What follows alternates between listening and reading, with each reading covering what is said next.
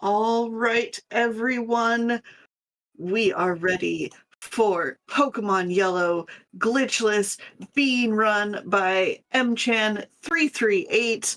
We're going to have so much fun and probably not catch them all, but catch a couple of them. Take it away. And welcome back to No Holidays Allowed. I'm very excited to be a part of this event once again. This time running a very different game than what I normally run at these events, which is Pokemon Yellow. I am fortunate enough to be joined by two very good commentators at this game. So would you guys like to introduce yourselves? Hi, I'm Primal Pizza. I've also been running this game for a few years. Hi everybody, I'm Randall Eats Cheese. I have not run this game in a few years. But you did get a really good run on Let's Go earlier. Oh yeah. So a lot of cancel games. Yep. But now this time we're running the D-make of that game. For those who follow up with No Glitches Allowed events, might recognize that the last time that we've seen Gen 1 at this event was about a few years ago. I don't have the exact timeline, but it was at least a few years ago with Red, ran by Alan, who was another really good runner in the community. But this time we're running Yellow. I guess we can do all the explanation as soon as we start the run. So let's go ahead and get started. 5, 4, 3, 2, 1, go. Okay, so Pokemon Yellow Special Pikachu Edition is the definitive edition of Gen 1. Most people, when they watch Gen 1 speedruns, are mainly familiar with Red and Blue. So you might think that this game is similar to Red, and it is in terms of going through the game and the story, but in the speedrun, Yellow is actually very different. The very beginning of the game starts off very different right off the bat. So in a traditional Pokemon game, you have the option between 3 different Pokemon, and then your rival base your team off of what you choose. But in this game, you don't get an option as to which Pokemon you start off with, but your rival still changes his team, and what he changes his team to is not immediately obvious. But how it works is it is determined by how well the first 2 rival fights go. Now, the second rival fight is optional, so we never do that, so that counts as a loss. But if you win the first rival fight, then your rival will later evolve his Eevee, which is his starting Pokemon, into a Flareon. But if you lose, then he will evolve his Eevee into Vaporeon. So it's a bit of the game is treated as like a difficulty set thing, because it assumes that you're using Pikachu on your team. Now, hopefully, we win the fight. It's not too bad if we lose. There's just long-term problems that will come up later on in the run if we lose. But hopefully we win. The main benefit of winning is that the rival has Flareon in his party later in the game, and instead of Vaporeon, which is easier for our future main to handle because, spoiler, not going to be using Pikachu throughout most of this because Pikachu is pretty bad. Yeah, so for those of you who love Pikachu, go ahead and root for Pikachu because this is our one and only fight with it. So let's see if it gets an 0-1 record or a 1-0 record. Yeah, draws are not a thing. Yeah, so the other reason why we want to win this rival fight is because later on in the run, your rival will change his team to where you'll actually get less experience on Vaporeon. So we need to be able to make up the experience later on if we're on Vaporeon. This is actually really good here. This is an extremely good fight. Yeah, so there we go, we won. So our rival's gonna have Flareon for the run. So this is like they said, this is the only fight that we are going to be using Pikachu. Pikachu is very bad. If you played this game, you might know that the first major roadblock that Pikachu suffers is the very first gym leader, which is Brock. Brock uses Rock-type Pokemon. Pikachu is an Electric type that cannot really do anything against Brock's Pokemon, so we do need to come up with something else. Now, fortunately, if you played this game before, then you might know that there are 3 Pokemon that actually do stand a decent chance against Brock, which is a Caterpie, which you can evolve to a Butterfree and learn Confusion. You can. There's also Mankey, who can learn Low Kick at level 9, And then there's Nidoran Male, who can learn Double Kick at level 12. Now, of the 3 Pokemon, we are going to be using Nidoran Male, because Nidoran Male is just such a busted Pokemon throughout basically the whole game. Yeah, a large benefit of Nidoran Male is that you can evolve it super early. It reaches level 16 and evolves into Nidorino. And it's about the time you get to Mount Moon to get a Moonstone to evolve it straight into Nidoking before the second gym, getting insane stats versus what you're supposed to have. And that combined with its extremely good move pool and very good typing, getting same type attack bonus on Earthquake via its ground type, makes it just the perfect Pokemon, along with it learning the most broken move in the game, Horn Drill. Yeah. So here we're going to be talking to Oak from behind. It's very important that we do that because our rival is very slow. Yeah, so you're about to see in a little bit, right here, he walks less tiles by scrolling the camera up a little bit, so that way he has less tiles to walk on. So this is a bit of a minor optimization that, the times come down to. Now, there's a couple instances like that throughout the run. NPCs in this game move at roughly half the speed you do, so Yeah. keeping them off screen can save a few frames. And the other optimization I'm doing here is I'm actually holding B in order to go through the Pikachu, otherwise you bonk on the Pikachu. Yeah, the game has a mechanic where you try to talk to the Pikachu and see how it's feeling. We're not really going to do that, and in fact, we're probably not going to be sending Pikachu out into battle all that much. Yeah. We Every treat encounter here sucks. We treat Pikachu pretty horribly throughout this run. Like, We don't. I don't know. I feel kind of bad running this because, especially if you lose the first rival fight, you just lose and then you deposit it in a PC and just leave it there. Okay, so to find a good Nidoran male, it's about a 5% chance, but what we can do in order to increase the 5% is do a trick called RNG manipulation. So would you guys like to talk about how RNG manipulation works? Sure.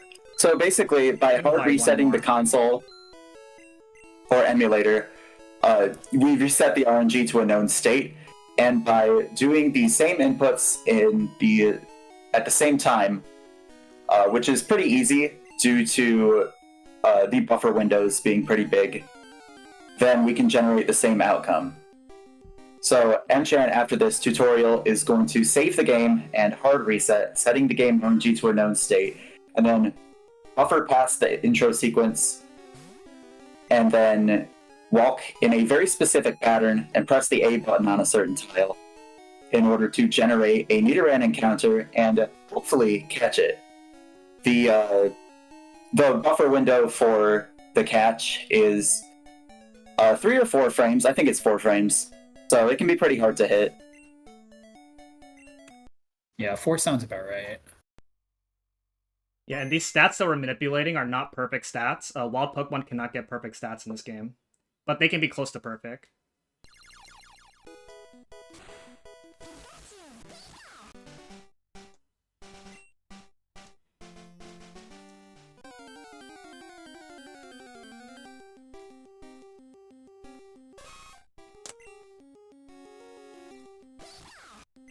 Okay, hopefully that's good. That felt good.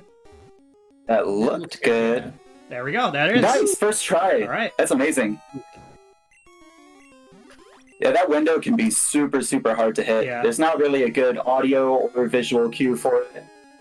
And we are going to nickname it because very- we are going to be using it a lot, and it saves a few frames. It saves 1 frame per letter, to nickname your Pokemon, and that is a good Nidoran. Yeah, Checking it twice, Is just that to the- double check. That's the Gonna best. find out who's naughty or nice. But Very- yeah, because even when the manipulation goes correctly, it can still generate a bad Nidoran because the in-game timer does impact the RNG manipulation. Yeah. when Is we that said the we were- 15 special? No, it's the 14. That's the 14, okay. Okay. Yeah, There's- 22 HP. There's 3 common Nidorans that the game can generate. There's we differentiate them because they have different special stats of basically 13 DV, 14 DV, and 15 DV, which is the maximum. And the 14 one is still very good. Yeah. 14 and 15 are mostly similar. Okay, so Yeah, 14 is. Oops, sorry. Yeah, Go for it. Go ahead. Yeah, okay. So here we are in Viridian Forest, the first dungeon of the game. We're going to be fighting a few trainers here. Normally, in any RPG speedrun, you don't really want to fight optionals because obviously it's slow. But here we're going to be fighting 3 trainers here in Viridian Forest. The very last trainer is the only required trainer of the forest. But the reason we are fighting these optional trainers is because we want to be at level 12 right before fighting Brock.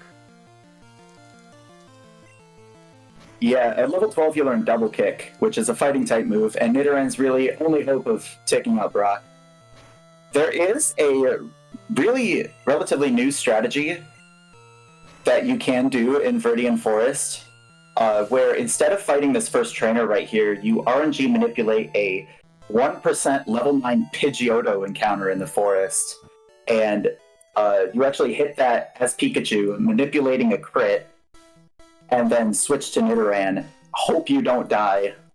You sack Pikachu and then send in Nidoran, and then finish off the Pidgeotto, which gets you the experience instead of having to do this fight. And it's about 20 seconds faster, but extremely difficult to pull off. Yeah. And risky. Yeah. And then this trainer fight right here is another, it's not new anymore, but it's still a pretty recent thing that was also found within the past couple of years, where we actually fight this trainer instead of another trainer coming up later on. And this is so we can set up another manipulation in order to manipulate 0 encounters in the forest. In red, the encounter rate in the forest is really low, but in yellow, it's very high. So we want to be able to manipulate as much of the forest as we can. Yeah, so what Enchan's going to do after this fight is save and perform another RNG manipulation. As he said, he'll get no encounters, but he will also at the very end manipulate a Pidgey encounter and hopefully catch. You need something to use the HM fly throughout the game for fast travel, and manipulating a Pidgey in the forest is the fastest way to do it. Yeah. Yeah, another side benefit of this fight is, even though the Metapods are kind of annoying with all the hardens and all that, we're taking no damage.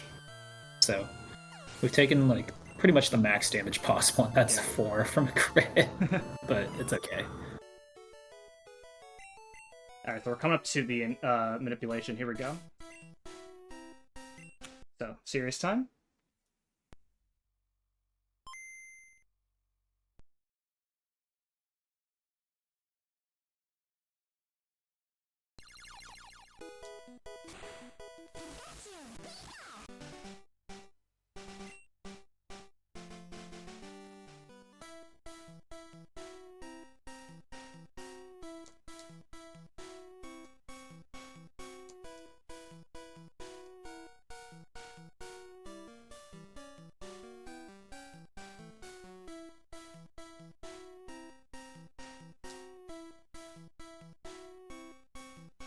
Alright, there's the encounter. You can do a YOLO ball here, just like what I did with Nidoran, but it's not that important, so I'm just gonna weaken it.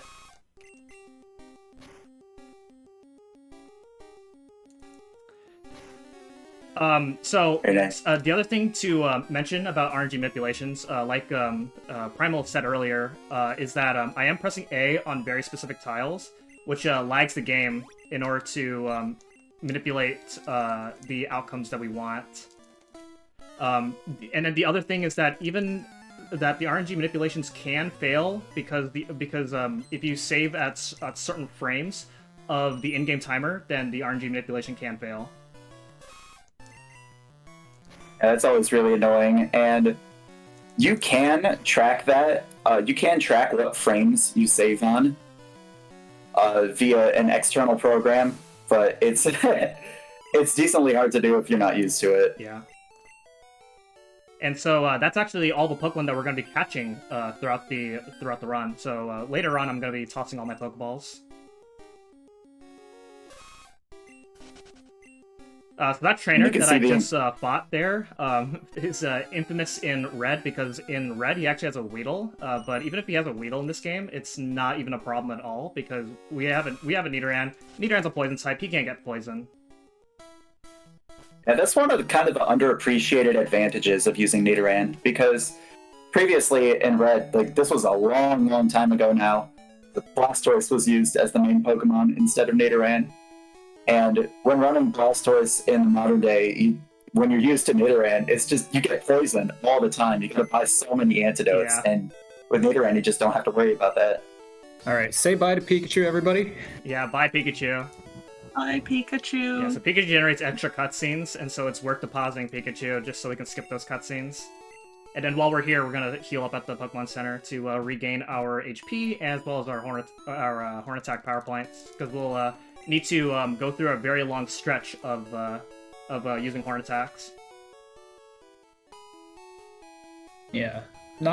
So here's Brock's gym. We have a little bit more experience to go, and that means we're going to be doing the first fight in Brock's gym. This one's technically also an optional. It's not exactly the most fun of the optionals ever.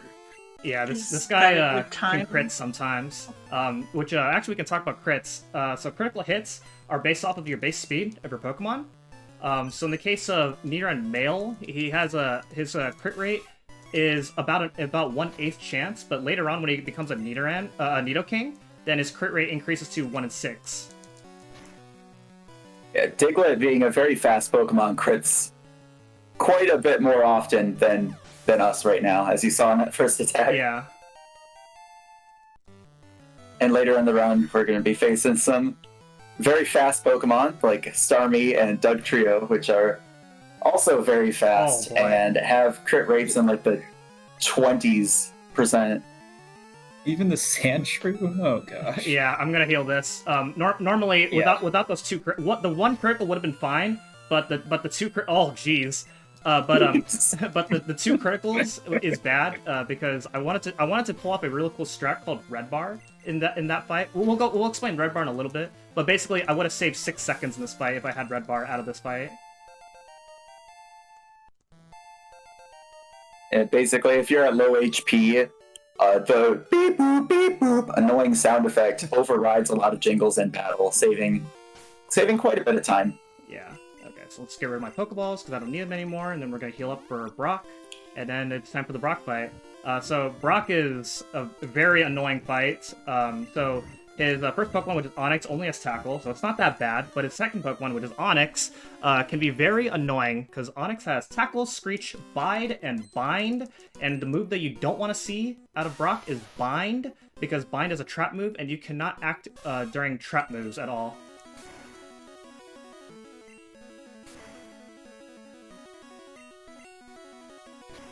Yeah, it looks like you can kill this Geodude with a crit, but you can't. It's really weird. You can't. Gen 1 crit mechanics are so different from modern Pokemon games. In addition to the crit rate being based on base speed, the amount of damage a crit does, it doesn't double the damage, it doubles the level used in damage calculation. So around right now, you only deal about 1.5 times damage with a crit. Yeah, and also recalcs all of Nice. your stats basically, so your stat boosts are pretty much turned off as well. Okay, that's it. Yeah, so Looks good. if you crit Onix where you having lowered its defense twice with Leer, it actually ends up dealing less damage than a normal attack. It's a very nice Brock fight. But yeah, Didn't get binded at all. Yeah, the first bind missed, so it was huge. Because you can lose quite a lot of time in that fight, especially like if Onix uses Screech a couple of times, and then you can get into a situation where you heal looped, and then you just lose quite a lot of resources early on, which is very bad for the next major section of the run. Yeah, so now that we got our first gym badge, it's now time to move on to the next route, which is Route 3. In red, this is the point where you actually start using Nidoran Male, which means that your Nidoran Male is a much lower level. But here in yellow, because we started using Nidoran very early, our Nidoran is a much higher level, which means that much of these fights are a lot easier. Yeah, Yeah, a lot of these fights are really helps. Yeah. In the next fight. And Brock said something about our attack being raised now that we have the badge. There's a lot of misinformation in this game and outright lies, but that's actually accurate. There's a mechanic called badge boost that actually raises a certain stat based on what badges you have. Like Brock's badge raises attack, Surge's badge raises defense, Koga's badge raises speed, Blaine's badge raises special. And these are all passive bonuses of a 9/8 boost that you get in battle. But Gen 1 has to have something janky related to that. So whenever your stats are recalced, like if you use an item to boost your stats or an enemy lowers your stats, like with Strength Shot, for example, then it reapplies all those badge boosts. So that Strength Shot we're getting right here, that is raising mchan's attack by another 9/8. Allowing him to deal even more damage. Yeah, and these badge boosts are very critical because we want to be at specific levels at specific points in order to do the strats that we need. Otherwise, if you're not paying attention to the badge boost, then you'll be making some very critical mistakes later in the run. Yeah, notably in the late game, we're going to be using various X items to boost our speed, even if we're not necessarily using X speeds. And whenever you level up, those badge boosts actually kind of wear off. So that's another thing to keep an eye out for. Ah. Oh no, not Rap. Oh boy. Yeah, Rap's another trapping move. Yeah, my HP is pretty good, so that's not too concerning, but it's just unfortunate time loss. Fortunately, 2 turns. You can get trapped between 2 and 5 turns if you get hit by Rap or Bind. And Yellow has so many trapping moves, it's crazy, Yeah. even into the late game. So this fight right here is technically slower than the other trainer, which is the last up on top, but we want to be at specifically level 21 at a very specific point, and this trainer allows us to get to that point.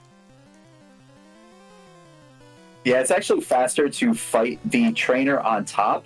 She does block your path afterwards, but it's faster to fight her, go back to Pewter City to reset the map, and walk all the way back than to fight this trainer. But as mchan said, we need to fight this trainer for experience reasons. Mm-hmm. Would I be able to share a brief message? Sure. Awesome. We got an anonymous donation that brought our total raised for No Holidays Allowed 2024 to $499.99, which means we are less than $9 away from saving the animals in Super Metroid and 1 penny away from having raised $500 for Go Rescue Pet Adoption Center. You can type !donate in chat and, maybe tell us your favorite Pokemon, or maybe your favorite Pokemon game. My favorite Pokemon is Mudkip, but my favorite Pokemon game is Diamond and Pearl. My favorite Pokemon is Clefable, and my favorite game is Emerald. I'm going to be a little bit out of left field for this one. My favorite Pokemon is Rowlet, and my favorite Pokemon game is Gold. All right. Whoa, I didn't know that. Yeah, no, it's very out of left field. Also, we evolved, by the way. Yeah. So. Yeah, you're Nidorino for, like, this is the only fight you're Nidorino for. Yeah. So enjoy this back sprite while you can. Honestly, if you squint hard enough, could it look like a purple version of Clefairy? Oh god, I cannot unsee Oh, yeah, it. you're kind of right. It's like a Ditto transformed into a Clefairy. Alright, so coming up is Mount Moon, the next major dungeon. Very infamous in very old runs before RNG manipulation, but fortunately with RNG manipulation, what we're going to do is I'm going to be moving in a very specific way in order to manipulate 0 encounters throughout the entire place. So it's the longest one, it's the final manipulation. So, yeah, here we go. Let's see how this goes.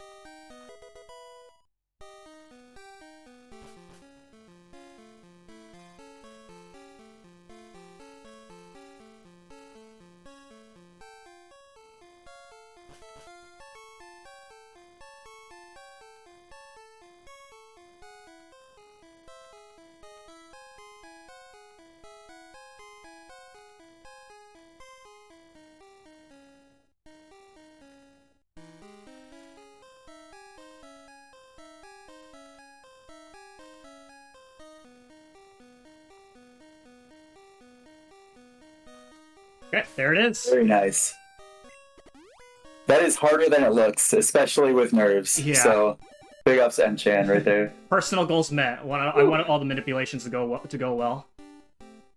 Yeah, and you nailed them all, so hell yeah. This is a big point of relief in the run, at least for me, because it means don't have to worry about messing up RNG manipes anymore. Yeah, exactly. So here's Nidoking. It is a little too jacked for what the game kind of expects you to have, so it's going to really help us out. Yeah, normally... Oh boy, hold up. Oh no. Okay. Cool. Disables a random move. It can disable Horn Attack, which can be pretty bad. Yeah, so normally in Pokemon games, they try to not incentivize you to use evolutionary stones on your Pokemon, because generally Pokemon that come from stone evolutions don't really learn moves. But Nidoking does learn one move, that one move is going to be very useful coming up in the next part of the run.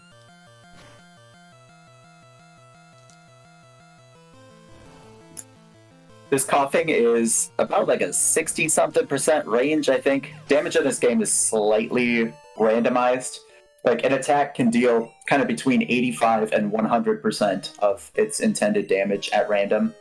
And also thinking the Dome Fossil, classic. And there's some Pokemon that, like, you can kill them with a high roll Punish. if you're lucky. Yeah, you can still get Here's encounters the here. Nidoruno. Lucky Clefairy. Yeah, Clefairy rarest is a very rare encounter here. Pokemon in Mount Moon. It's also one of the better Pokemon to speedrun Gen 1 with. Yeah, Clefable's really solid. But here's Jesse and James. Except they're just called Rocket. Yeah, so there is a missing Team Rocket trainer earlier before the Super Nerd, which is there in red but not in yellow. So in every part where Team Rocket shows up, there are some parts where you'll be fighting Jesse and James, and for the most part, Jesse and James are just not very exciting. Yeah, not really. Not really one of their fights are very, very exciting, unfortunately. They don't use the greatest Pokemon in the world. Yeah. I mean, they might not even be Jesse and James. They just say Rocket. Yeah, They hadn't invented actually- names yet in 1999. Yeah, none of the trainers have names in these early games. Well, Brock does, technically. Oh, true. The gym leaders have names. Yeah. Your rival has a name Yeah. because you name him. Yeah. Yeah. Alright, so we're out of Mount Moon now. And now we're going to head into Cerulean City, and we're going to take this Pokemon Center in Cerulean City because we went through a very long stretch of using a bunch of Pokemon power for Horn Attack, and we need to be able to use more Horn Attacks in this next part. But also having more HP for this next part is also very good. The next fight coming up that we're going to be fighting is the second rival fight, or at least the second required rival fight. So in most Pokemon games, the second rival fight tends to be very hard because he tends to catch up to you in level. In this game, you're not very likely to die, but what can happen is you can lose quite a lot of time because this rival fight has two Pokemon that know Sand Attack, and when you get hit by Sand Attack, your accuracy gets lowered by 1/3, which is very big time loss if that happens. Yeah, this rival fight leads with a Spearow too, which knows Growl. Oh yeah, if he uses And Growl, then the rest of his Pokemon is harder to hit. So Growl into Sand Attack, into just missing forever, into more Sand Attacks, can just like pile up on you, and you can lose minutes to that. Yeah. And there's not really anything you can do. Yeah, so Just hit and crit. Yeah. yeah, exactly. Just hit and crit. Or miss Sand Attack, which is actually another thing to talk about, is that Pokemon. Oh, jeez. Oh no. Oh Here we boy. go. When trainers use stat changing moves like Growl, Leer, they have a 25% chance to miss in Gens 1 and 2. Yep, here's Sand Attacker number 1. So now, unfortunately, this is a 4-turn Sandshrew. Okay, I don't want to say anything right now, but this is pretty good so far. Oh boy! Oh, boy. All right, Just hit. Just hit. Oh Just man! Oh boy. All right. Oh no, all right, you know that's what? 50%. All right, I'm gonna do this. Oh, you're gonna do the swap. Yeah. I respect that. All right, good job, Pidgey. You did your job. Bye, Pidgey. Okay, now the rest of this fight is free. Yeah. So this is to get my attack back and my accuracy back. Yeah, one sand attack is actually not bad if you just hit the rest of your moves, because the accuracy lowering gives you an attack badge boost, and which allows you to guarantee kill the Eevee, because otherwise it's like a coin flip to kill with one double kick.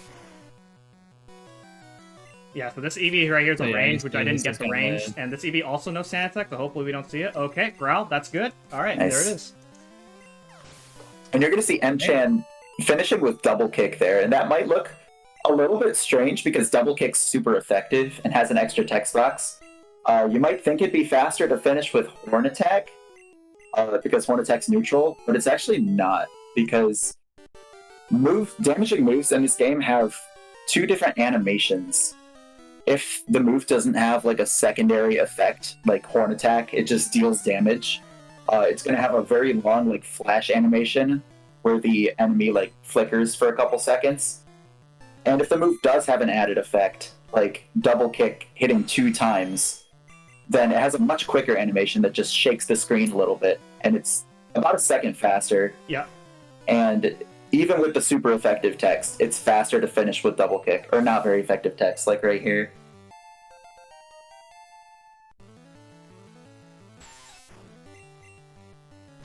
Yeah, so the other thing that's worth talking about is damage ranges.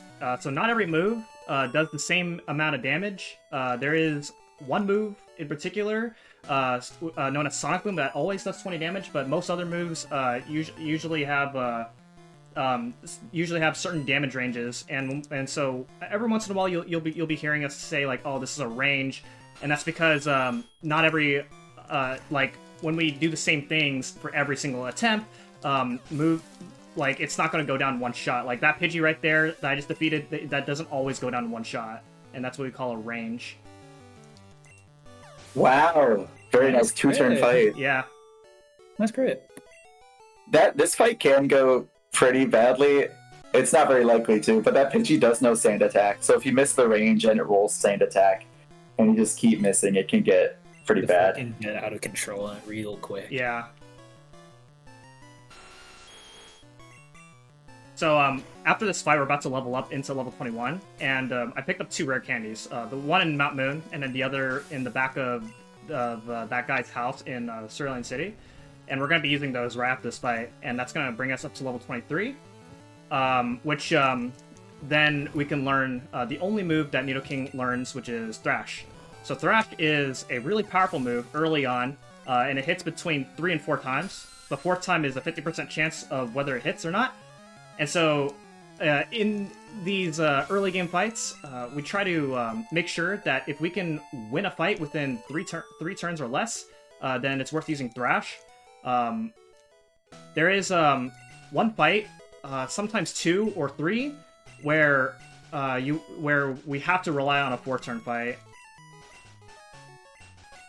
Yeah, Thrash is insanely powerful at this point in the game. It's like 90 base power. For reference, Horn Attack is, I think, 65? Yeah.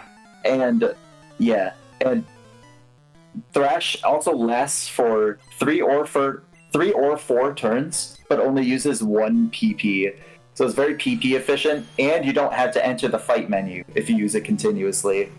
So it just saves so much time, and is incredibly powerful, especially coming off our insane attack stat for this point in the game. So this next section is really, really chill. There's not much to worry about at all. Yep.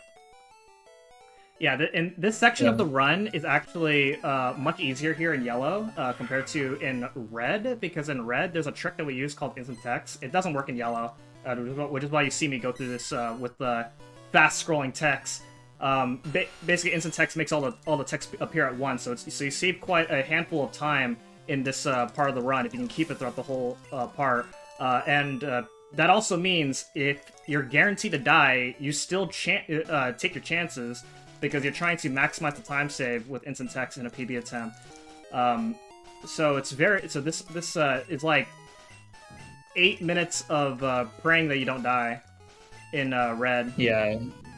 With instant text, you're not allowed to menu to heal. So you're in red bar. Okay, you either go really fast or you go back to the starting. Go back to the title screen or something like that. For example. Yeah, compared to red, this section's super chill. You just pretty much thrash everything. There is an Onyx coming up, the next fight actually, that it is a 2-shot. Whoa! But that's really the scariest thing in this section. Yeah. Route 24, Route 25. Yeah. Alright, so we're also going to be picking it. Yeah, we're about to get our Charmander. You can get all 3 starter Pokemon in this game. But we're only going to be picking up Charmander, because it's very convenient to pick up Charmander here, as opposed to trying to find a Pokemon that can learn Cut and Dig. So we just get Charmander there for free. Bulbasaur is obtained through a Pokedex criteria, so it's obviously very slow. And then Squirtle comes with 3 moves, but there's a later Pokemon that coming up later on where it'll have 2 moves, and it's better to get that Pokemon instead. Bulbasaur isn't obtained via Pokedex criteria, but the way you get it's really interesting. It's basically the friendship mechanic from Gen 2 is in this game, but only for Pikachu. And if you have high friendship on your Pikachu, you can get a Bulbasaur. The thing is, there's certain things that increase friendship, like walking around with your Pikachu in your party, or like using healing items on it. The thing is, the game doesn't check whether your HP is, whether you actually consume the healing item to increase the friendship. So you can just spam potions on your full health Pikachu, not use up the potion, and get the Bulbasaur pretty much instantly. Yeah, that's crazy. That's really funny. Yeah. Something else that's worth pointing out is that this is the first point of the run where you want to pay attention to whether or not you're on a Flareon or Vaporeon route. So earlier, I fought the bottom hiker, which only had 1 Pokemon, the Onyx. The top hiker has a Geodude and a Machop, and you want to fight that on Vaporeon, because later on, you're going to be short on EXP, and you need to be able to make up the EXP.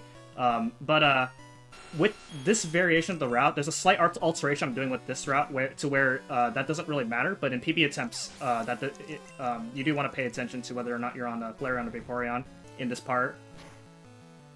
Yeah, you just get very slightly different experience this section. It's like, I think the rival's Vulpix, if he has Vaporeon, gives less experience than the Shelter if he has Flareon. Yes.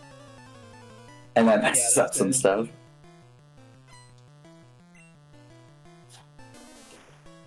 Okay, so last... It's like the rival... Yeah, go on. Okay, the rival always has a fire type, a water type, and an electric type. And it's always going to be like one evolution, and the other 2 are either going to be like Vulpix, Magnemite, or Shelter. Yeah. And he just rearranges his team based on that. Mm-hmm. Okay, so this is the last trainer that we're fighting in this trainer gauntlet, and then we're going to talk to Bill and get the SS ticket. Then we'll be fighting Misty in the Cerulean Gym. You can actually take on Misty right away. Nothing's stopping us from doing it, other than the fact that we would be very low leveled if we did it right away. So it is worth coming up here for the extra EXP to fight Misty. So Misty is a very hard fight to survive. Very easy to execute though, because all you do is just Slick Thrash and hope that you win. Misty has a Staryu and a Starmie. The Staryu is not a problem, but the Starmie has Water Gun and Bubble Beam. Bubble Beam can lower your speed, and also because Starmie is really fast, it likes to crit. So if you get crit, if you get Bubble Beam crit and Speedfall at the same time, you instantly lose. Yeah, we Technically, you barely. can live that. Technically. You would have to get ungodly lucky to live that. Yeah. But yeah, Starmie, we're going to just barely outspeed Starmie by 1 speed point during this fight. Mm-hmm. And so if you get a speed fall, the Starmie basically gets 2 turns in a row. Bubble Beam's going to be like 25% to speed fall. Yeah, and Misty's also the first trainer that introduces Smart AI, where basically that means that if it will always use super effective moves, which means that Starmie's never going to use Tackle or Harden, which are the other 2 moves that Starmie has. But Misty can also use an X Defend because it's an item, and if he uses an X Defend, then that means we have to hope that we get a 4th turn Thrash. Or just crit. X defense also pretty bad. Yeah. This Goldeen also knows Supersonic and is a 2-turn fight. So, okay, Peck's fine. Yeah. Okay. Now my Supersonic My HP is confuses. still fine, but I'm gonna heal anyway, just to be extra super safe. Yeah. Yeah, fight definitely. can go wrong in a hurry. Alright. There's really nothing you can do to play around it too. Yeah. It's the common theme with a lot of the hard fights in this. It's just don't get crit, and there's not too much you can do around it, unfortunately. Yeah. And so you saw me save there. Normally in PB attempt you don't save, but in a marathon, some fights can just straight up kill you without anything you can do about it. So yeah, we'll be saving quite a handful of times in this run. Even though we would end up in Cerulean if Nidoking died here, you lose half your money upon dying. Exactly. And that's just a huge loss, because money's pretty tight in this game to buy all the items you need. Okay, here we go. So that's pretty good. Water gun, that's it. We win. Very good. All right, we're good. Oh, we got the crit. Okay, Okay, good. that's still We're fine. fine. Nice. Yeah, very good fight right there. Yeah, that You love to see that. yeah, that is what you want to see there. So yeah, and our HP is still pretty good to where the next part is we're not very likely to die in the next part of the run. I'm gonna be pretty much cruising until Surge, and talk about that when we get there. Surge is another interesting fight. Mm-hmm. Yeah. And we also gained another pretty cool move. Brock gives us Bide, which we're not going to be using, but Bubble Beam has its uses, actually. Yeah, Nidoking can learn Bubble Beam. Nidoking can learn these crazy TMs, but it's not going to learn the next TM that we're about to get here from this Record Trainer, which is Dig. Otherwise, it'd be even more powerful, but unfortunately, that's not the case. So we'll just have to work with what we got here. Nidoking has this insane move pool in Gen 1 where it can learn like Ice Beam, Blizzard, Thunderbolt, Fire Blast, all of these moves of different types, and it's a ground type, and yet it can't learn Dig. Yeah, pretty crazy. Yeah. The game would be so much better if it could, and it honestly baffles me. I wish I could go back in time and tell whoever programmed this game, whoever programmed Nidoking's Learn Set, to just make it learn Dig. He's too 'cause it makes powerful. You no need to sense why it nerf him can't. somehow. True. Dig in Gen 1 is 100 base power, which is the same as Earthquake. Yeah. Really crazy to get a move like that right now. Yeah. So I do want to give a special shout out to our good friend SlayerLol99. We recently had a red tournament, and in one of the matches that we had, that fight is a range in red because you fight him at a little bit lower level. And so if you missed so Slayer had a situation where he missed the drowsy range, got hypnosis, and then disabled Thrash while he was asleep, and then slowly met his demise in that fight. It's a very crazy outcome, but you have nothing to worry about that in yellow. Oh, that's pretty funny. Oh, That was a treat to watch. Yeah. I mean, felt bad for him, Yeah. but But as a viewer, It it's was- funny, but obviously as a player, it's bad. yeah. So what I did earlier was I picked up the Hidden Forest Store in the Underground, and I cleared it so fast that you didn't hear the jingle. And that's because if your trainer name is about 4 or less letters, I think, then the text is fast enough that you can actually clear it before the jingle actually plays. Yeah, we saw that in Viridian Forest as well. After the Pidgeymon, mchan picked up Potion really, really quickly, and it was just it's because the audio is transitioning from the battle to the overworld themes that it just skips the jingle. Yep. It's really nice. Get a free potion. Just can't load, so you get some really, really good healing items. Yeah. So after these these couple of trainers, we're about to do a little bit of shopping here. We're gonna sell the nuggets that I picked up, as well as buy the TM from Brock in order to gain a little bit of extra money, as well as buy a few repels. And then we're about to go to the SSN and take on the rival fight, which is, I mean, really easy in this game. So we do have a bit of time for a bit of announcements, if you have any. Sure, we always have announcements.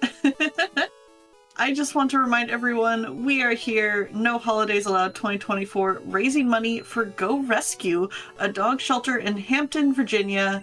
Go Rescue works to provide a haven for homeless dogs, giving them the time, care, and love they need to find not just any home, but the right home. So every donation going towards the homeless puppers, helping them find their forever homes. And I thought I might throw in my own thing. If we can reach that Super Metroid Save the Animals before this run is done, I'll give y'all my best Pikachu call.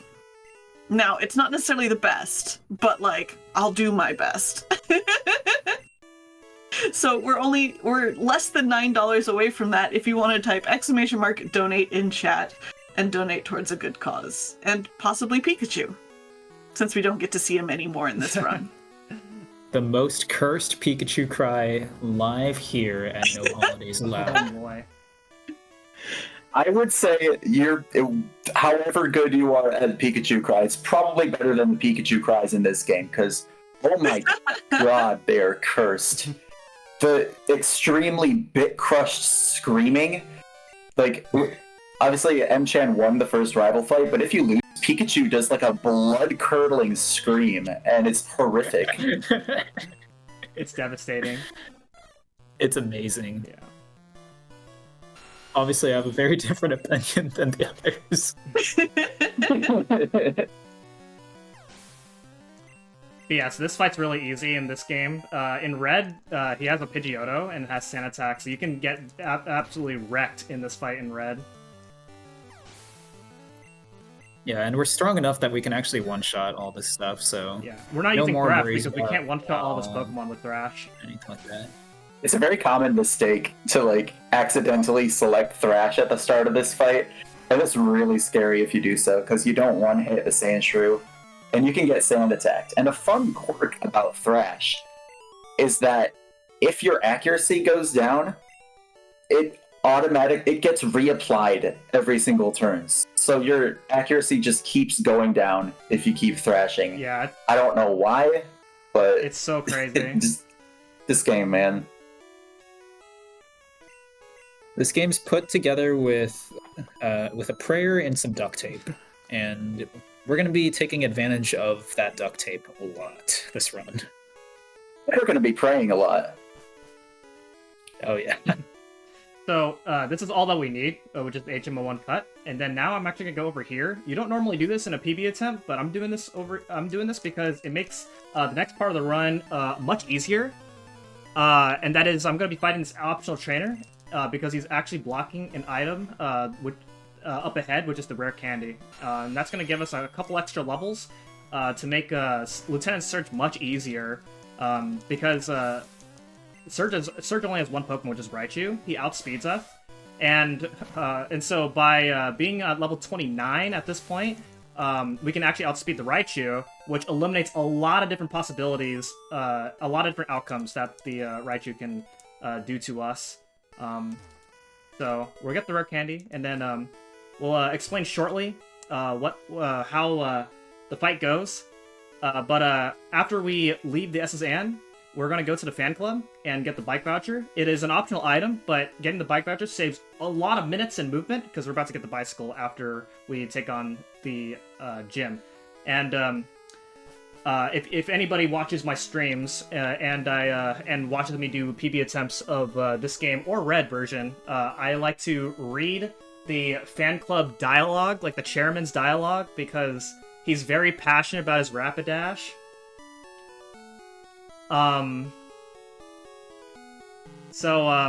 Yeah. Emphasis on very passionate. He's very passionate. I mean, you hear people talking about like their cars like that in real life, and I don't see any cars in this game. So they're pretty much it's pretty much just a guy who's passionate about his mode of transportation.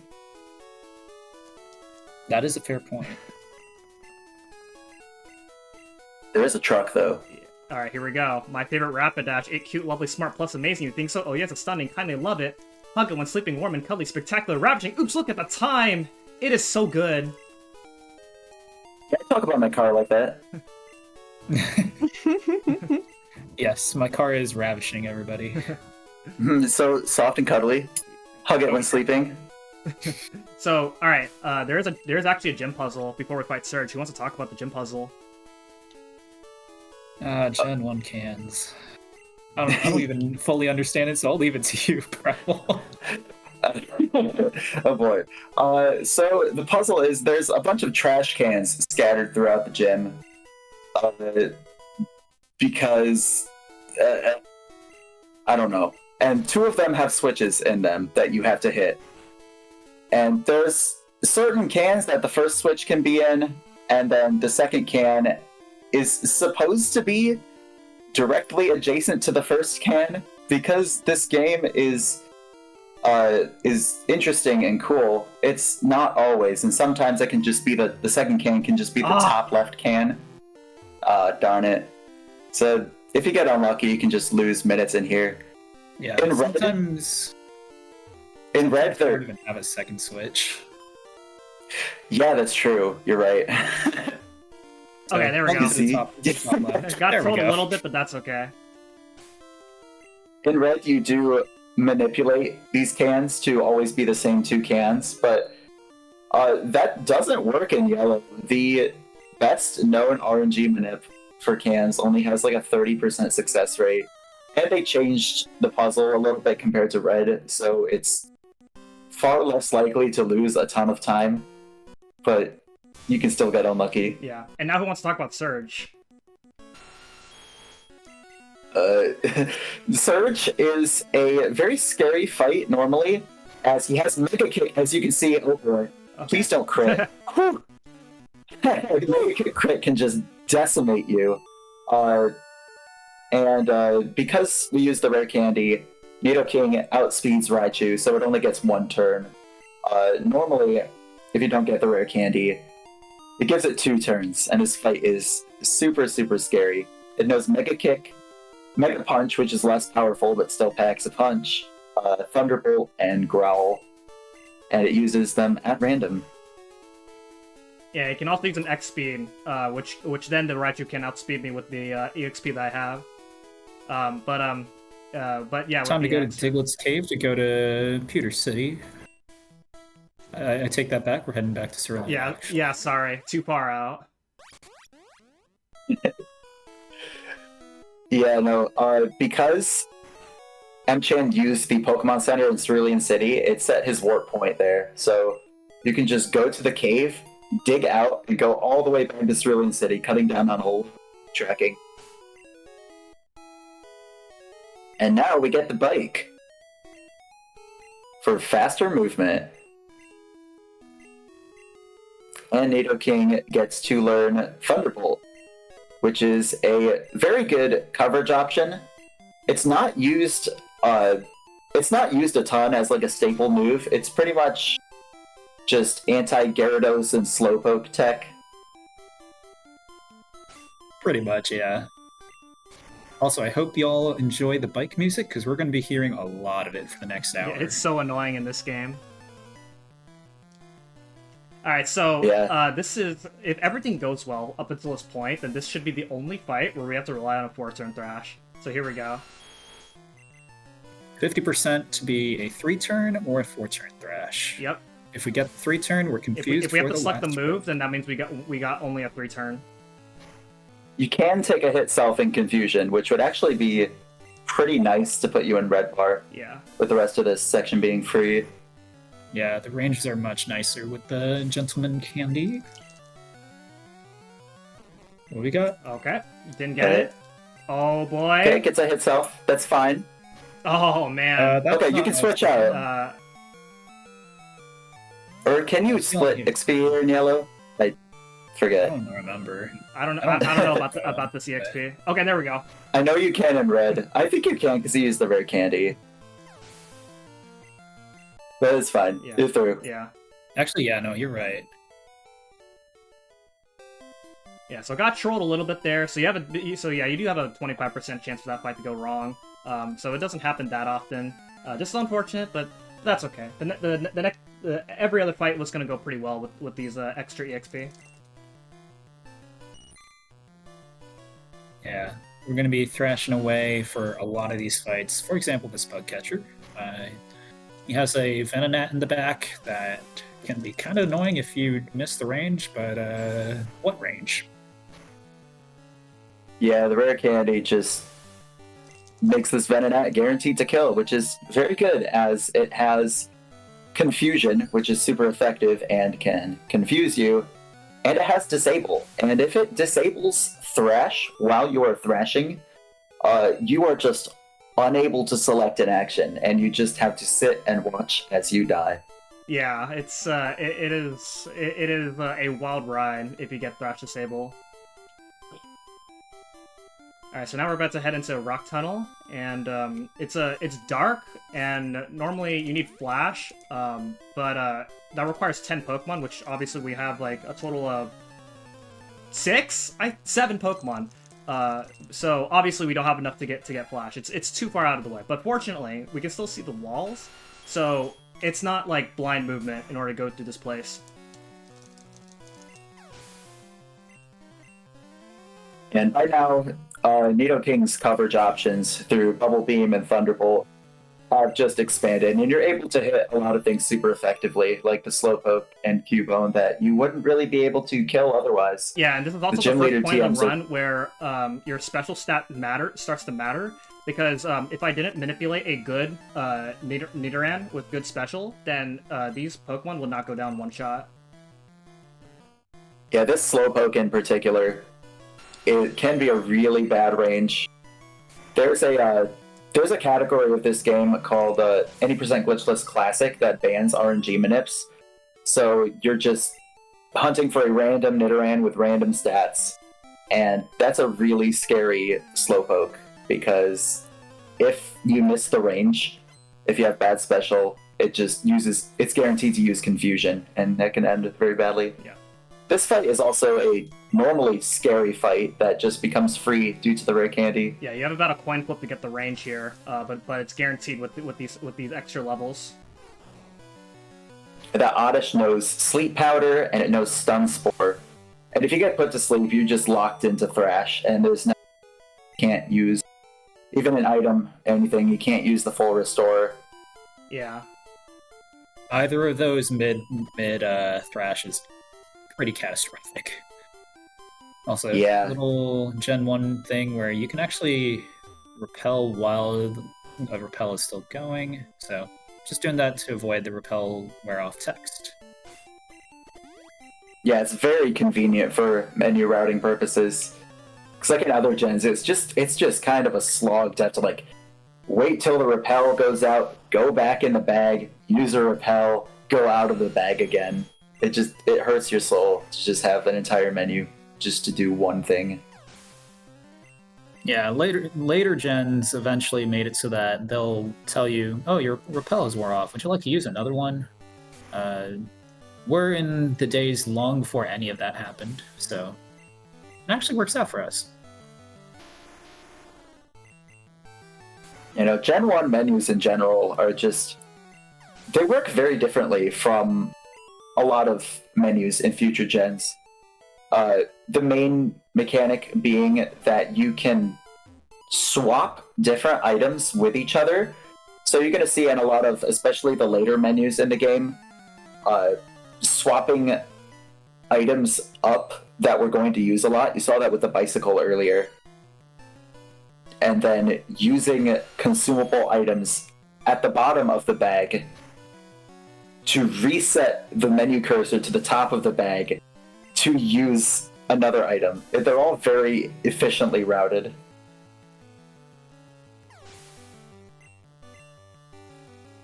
Also, you can only hold up to 20 items in the bag, counting key items in this game, which makes inventory management a huge factor when routing any category for this game. Yeah, because at some point, gym leaders are going to stop giving us their TMs, and so that's going to save quite a lot of time, because it saves not having to get the items, as well as the gym leaders explaining what the items do, and this adds up a handful of times later on. Shout-outs to the dogs coming up here. Yeah, we got Brock's TM Bide, we got Misty's TM, we got Surge's TM. We're not going to get a single other gym leader TM throughout the whole rest of the run. Yeah. Just because if you have 20 items, they don't give you it.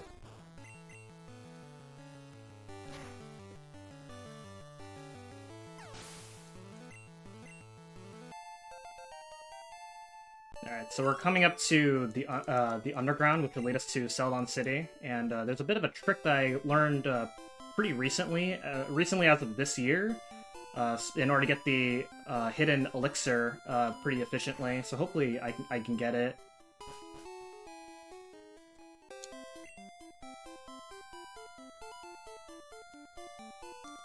There it is!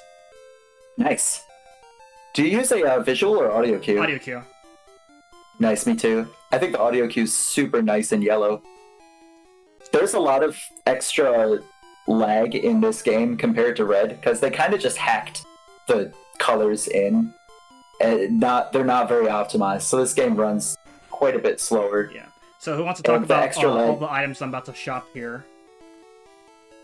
We're going to be getting some healing items here. Actually, no, we're buying the best move in the game first. Now we're going to go get some healing items. TM07 is a very good move. We're going to be teaching it quite soon, so we'll kind of talk about it once we start using it and abusing it a little bit. It works really well in tandem with X accuracies, which we're going to be buying some XX and other X items in a bit. We're also going to buy another really powerful item. It's going to save us about 10 minutes, I want to say. The Pokédoll. I know, Pokédolls in Gen 1. What could that possibly mean? It sounds crazy, I don't know. We're gonna buy some refreshments because, you know, it's, you know, we need to cool down every once in a while. No, just kidding. We need to deliver them. This kid also is really thirsty. Long run. Yeah. Gotta stay hydrated. Exactly.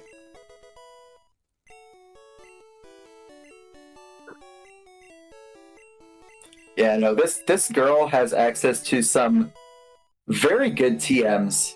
Actually, a very good move, and a move that is not good, but still necessary for the run. What it does. I don't know.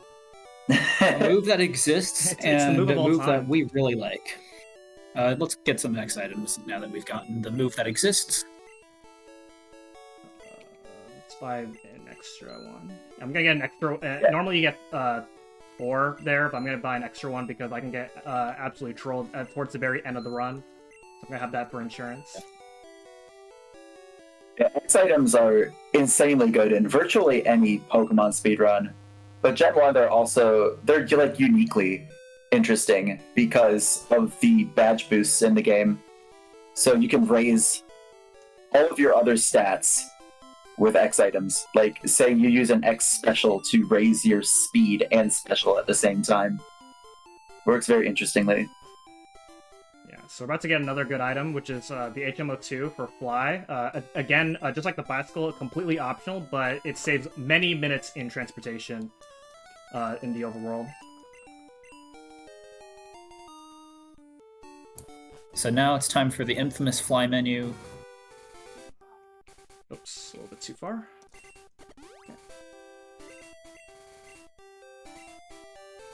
And we're going to teach Rock Slide.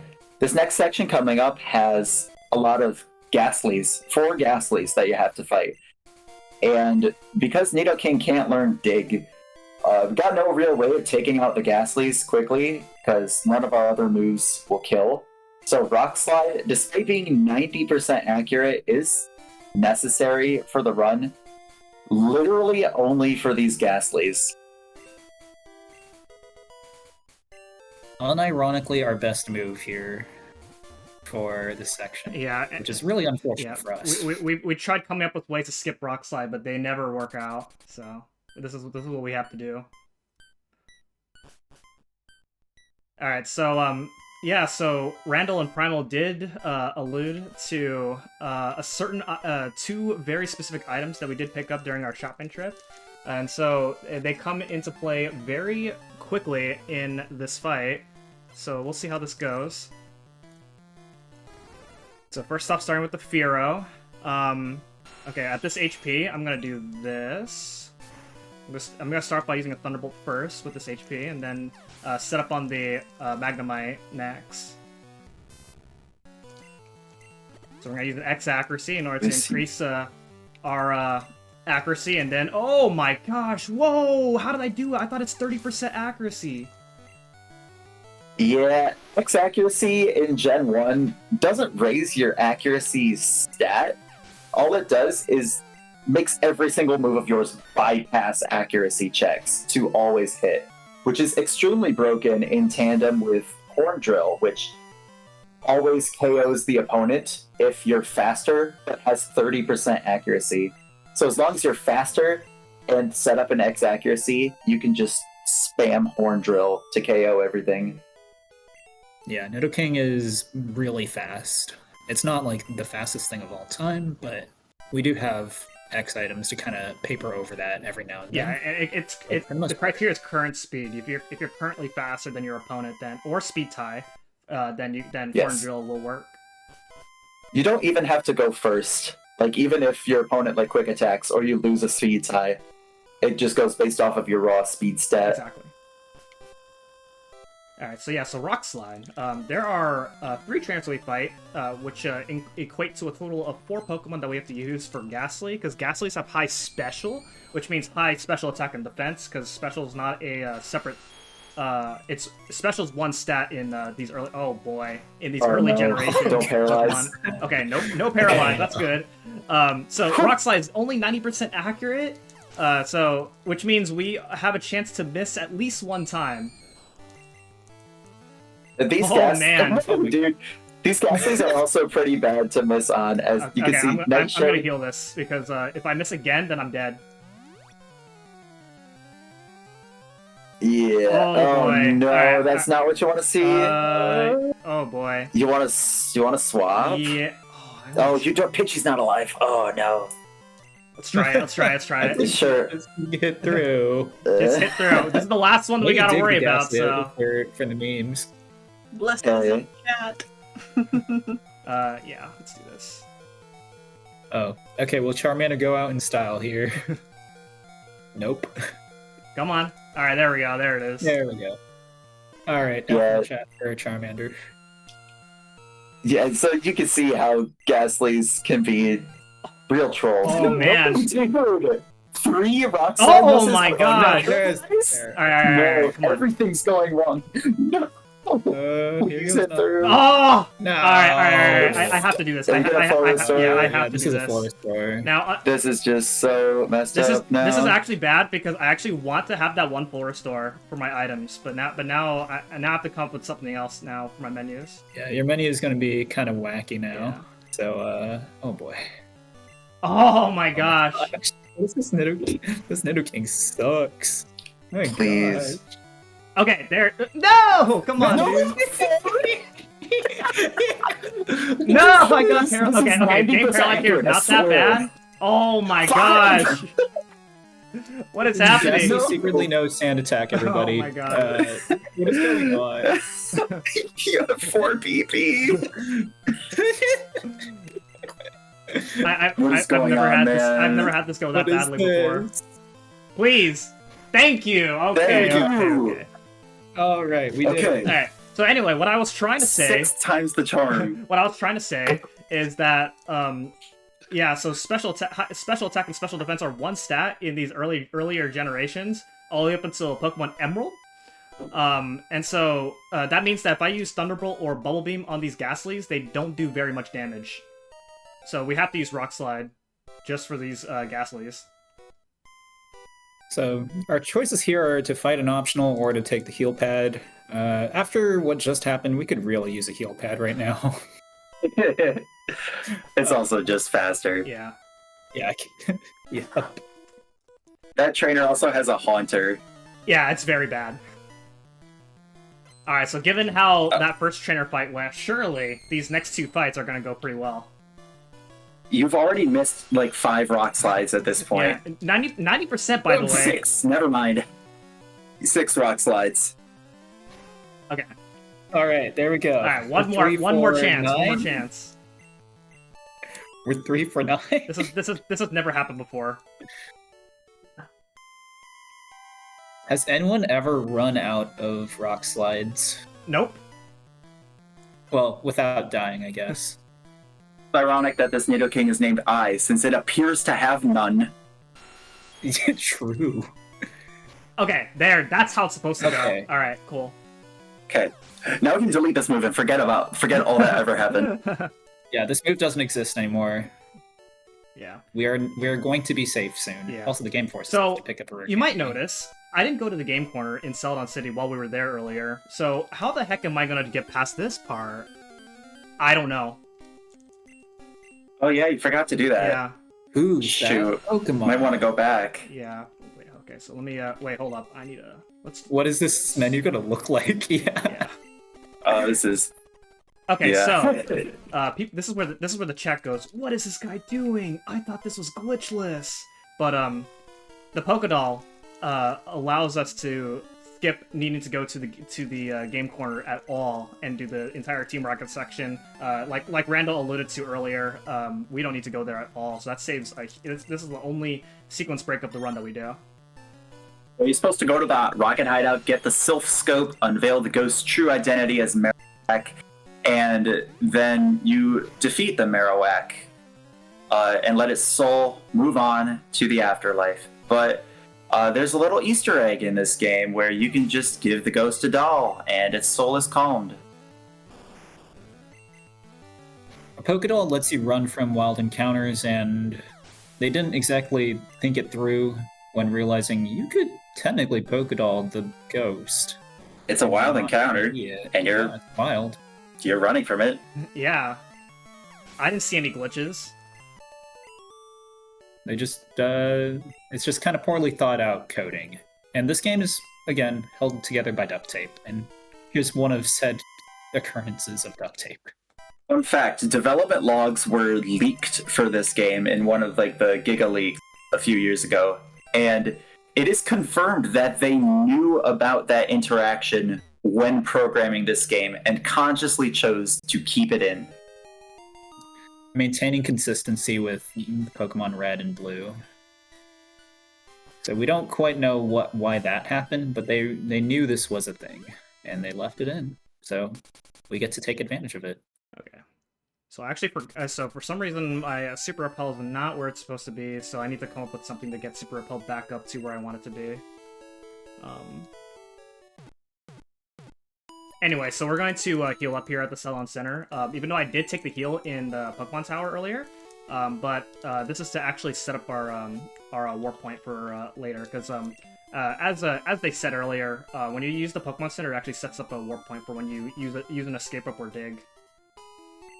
Celadon's a very advantageous warp point to have, as it has a Pokemon gym in it, Erica's gym. It's right next to Saffron City, which has Silphco, which we're going to go to right now, and Saffron City also has a Pokemon gym. And it also has a path to Fuchsia City via cycling roads, so it's just a very, very convenient hub for the rest of the game. Yeah, so this is Silpco. Very long dungeon normally, but we know the fastest way through this path, so we're going to go through it. Well, I guess not really, because we're about to go a little... We're going to take a quick detour, We're going to take a bit of a quick detour over here, because there are 3 really good items guarded by this optional trainer, and it's worth coming up over here just for that. Yeah, if we clear out Team Rocket first, this trainer won't exist, and like Team Rocket will have left the Silpco building, but we're going to be able to use some of these moves really quickly, so it's going to really speed up our fights. Just go ahead and pick it up right now and kind of deal with it. Also, the Machoke's pretty quick to Horn Drill, so it's not a big deal. And you'll also notice that these trainers are gonna be around the same level as us, and that's because this is supposed to be like a much later point in the game that you're supposed to do this at. You're supposed to have this is around the point where you're about to take on the 6th gym are the levels of these trainers.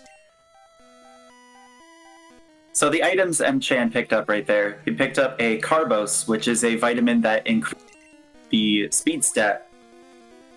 He picked up a rare candy, always very helpful, and TM26, teaching Earthquake. Finally, Nidoking can get a stab move.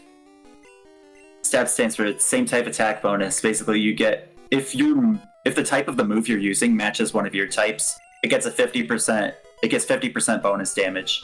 And Earthquake being 100 power is very powerful, effectively 150 with same type attack bonus. So very good on Nidoking. Okay, hopefully that should be good enough for me on those item orders. Yeah, those are the important items, so it's pretty awkward, and usually you don't want to be using up that full restore, but yeah. You didn't exactly. Rockslide didn't exactly give you a choice. So immediately Earthquake gets its benefit here, because otherwise this Arbok has Glare, which can paralyze us.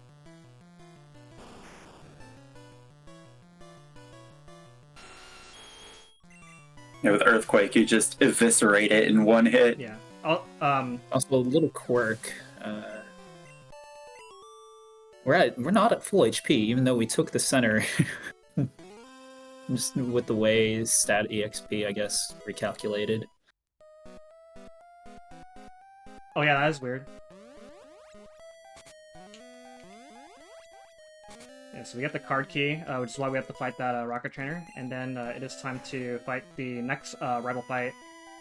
So our rival, he started to change his team up a bit earlier in Pokemon Tower, but now this time he actually starts to evolve his Eevee now. So this is where in later rival fights you start to change your strats a bit depending on which evolution your rival evolved his Eevee to. Also, another minor optimization, I took a step upwards here, so that way the rival fight can go straight to the teleport pad. It saves 5 seconds at the end of this fight. Yeah, otherwise he's just got to walk all the way around you. At a snail's pace. Exactly. I didn't realize it was 5 seconds. But honestly, yeah, me neither. That's insane. That checks out. Also, nice crit. Yeah, that's not good, but that's fine. Yeah, Slash is a high critical hit move, and in Gen 1, if a move is high crit rate, it is high crit rate, aka if the Pokemon's base speed is 64 or over, it is 255 and 256 to crit. And Sandslash's base speed is 65, so it will almost always crit. Exactly. And the 255 over 256 also comes into another mechanic that we didn't talk about yet, which is called the Gen 1 Miss. So moves that have 100% accuracy have a 1 out of 256 chance of missing, which, I mean, because of that, it very rarely happens, but if it does happen, you run into some very interesting situations. Pretty good for content if you're a viewer watching people do Pokemon speedruns, but it's not really something you play around with because you very rarely ever see it. But if you use an X accuracy, then you remove the chance of a Gen 1 miss happening.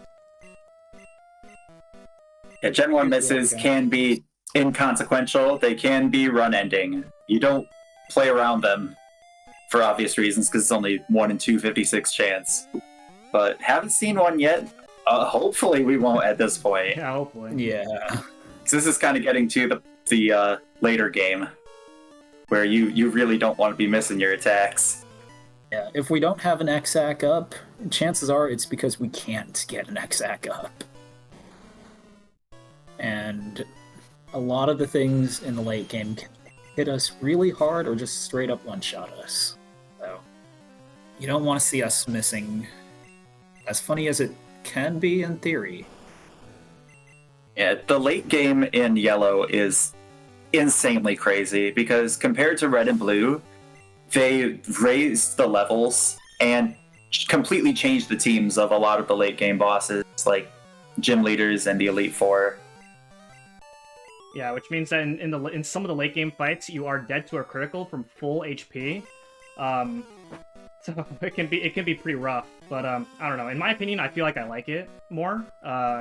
Unlike in red, where you're constantly at specific HP in order to be at red bar a lot of the times. So there's always a constant debate in the community as to what's better to run, red or yellow. And in my opinion, I like yellow more. Same. I also just like having color in the game. To each their own. Yellow's not bad. Yeah. All right, so this is Giovanni. He said that he met us before. I don't know what he's talking about. Must have been another guy. Yeah, and you know, you're supposed to have done the rocket hideout at this point before unlocking Silphco, and you would have fought Giovanni at the end of it to get the Silph Scope. Yeah. But we don't know. So just kind of playing around. And goodbye, Rhyhorn.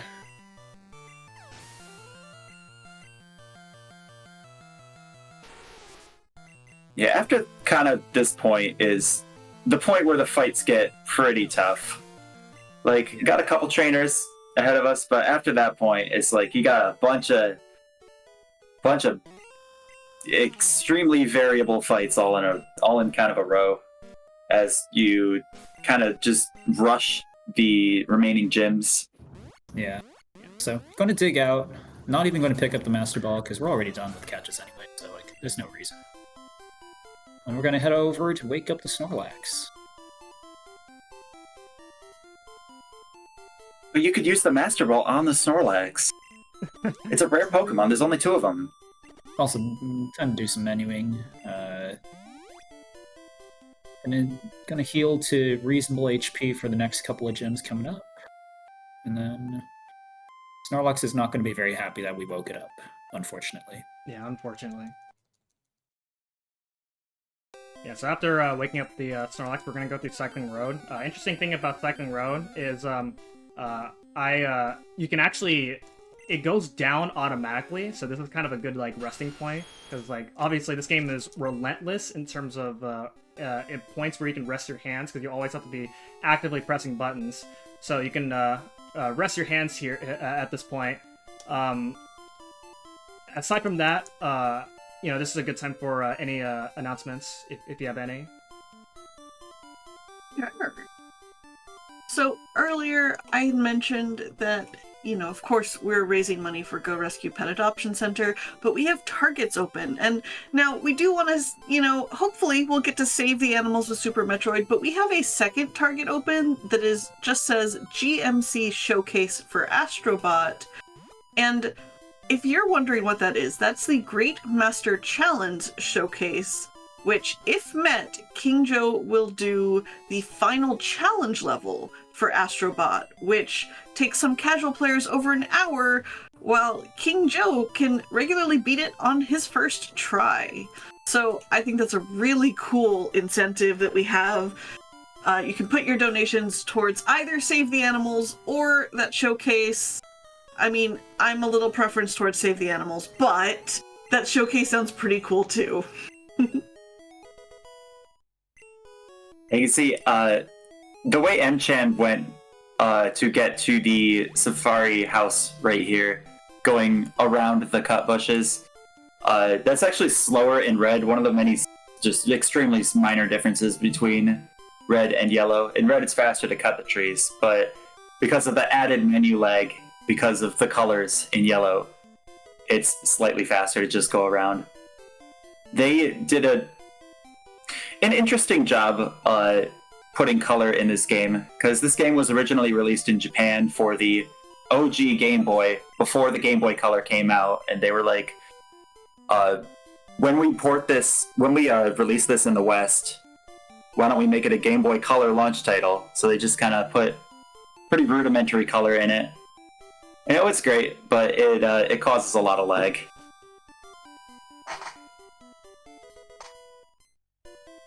So almost done with Safari. We picked up the gold teeth right there. We got a full restore back in our bag. It's gonna be in a really strange spot compared to what it's supposed to be in, but that it is what it is. Yeah. Yeah, you really need a full restore at this point in the run, because we're going to be taking on Fuchsia Jim and Koga. We're taking out Saffron next, but Oh, that's right. Yes. I got red brain. So yeah, coming up is Sabrina in Saffron City. So when you play this game for the first time, or like normally or casually, Sabrina uses Psychic Pokemon. We have a Nidoking and Psychic is strong against Poison. So I'm a little scared here because, you know, this is the 6th gym and we're doing this as our 4th gym. So I am very scared because I tried coming up with a lot of different ways to make this fight consistent, but Sabrina is just too hard. Yeah, the Alakazam has I think it has Psychic, right? Strongest Psychic move in the game off of one of the strongest special attacks in the game, and same type attack bonus. Oh no. You got this. Oh. Level 50! Just Oh, wing it. man! Oh, level 50! It'll be fine. Everything is fine. Okay, flash. That seems a little high. Oh, boy. Abra's flashing us. Yeah, that's not good. Our accuracy's dropped. I know. Okay, but for real, we actually win. Yeah, no, Yeah, this is the 100% win rate fight in the game. Yeah. As long as you don't miss input. No even risk of Gen 1 missing, because you use an X accuracy. Exactly. And even in The red, you 100%. just spam Earthquake, but you have a 1 in 256 chance of dying in that game. Yeah, you can Gen 1 miss an Earthquake in red, but not here. It feels good taking out a level 50 Alakazam. At level 40. The late game bosses, the Alakazam is not level 50 in red. They increased the levels big time for this part of the game in yellow. So, as we kind of mentioned earlier, our bag is full, so we're not actually going to be picking up those TMs. I don't even know what Sabrina's supposed to give us, but It's Psywave. One of the worst moves in the game. It deals random damage. Fun fact, if you Gen 1 miss on that Alakazam in red, you're in red bar, so you're extremely low HP, and you get Psywave, it might just not kill you. That's crazy. Nice. It's based on, the user's level, but it deals random damage between, I think it's 0.5 times and 1.5 times that of your level, and it's not even 100% accurate. Yeah. Really bad move. So we still have Thrash. For the most part, these fights are actually a little too hard for us to be one-shotting stuff with Thrash, but this one's pretty easy, so we're just gonna use our last Thrash of the run. Yeah. If you Gen 1 miss this fight, then one of these Pokemon, I forget which, but one of these Pokemon has Disable, which I mean, I have a pretty good clip of in one of my attempts where I got Thrash disabled from Gen 1 missing, and had a very crazy outcome because the Kadabra used Confusion and also Gen 1 missed, but I still lost anyway. Wait, Yeah. what? That's one of the most insane clips I've seen. Okay, I need to see this. Yeah. What the heck? You really do. It's awesome. What in the... Head on over to mchan338 on Twitch. Clip. Give him a follow while you're at it, too. Yeah, so this second fight here is a little bit scary. This trainer has a Hypno, which has Confusion Headbutt or Poison Gas. So hopefully we only see Poison Gas. That way we can have a pretty good amount of HP for Koga coming up. Oh, it also has Disable, which, Disable's also fine. Nice. Horn Drill, okay, that's fine. The zero turn disable. Just losing as much time as possible. Alright, so here's Koga. He's actually kind of scary in this game. Yeah, so we're gonna save for this fight. There's a very rare chance where I'm guaranteed to die, so I'm just gonna take the save. Yeah, Koga has 3 Venonat and a Venomoth. Mchan's objective in this fight is to set up an X accuracy and X speed, and then he's set. Yeah, the X speed is so he can outspeed the Venomoth. Yeah, but he can get put to sleep by the Venonats. They also have psychic moves that can Okay, there we go. lower That's pretty special. good. X attack's very good. Yeah, that's so solid. So that means we have no chance. This first Venonat has Sleep Powder, and Sleep Powder is very bad.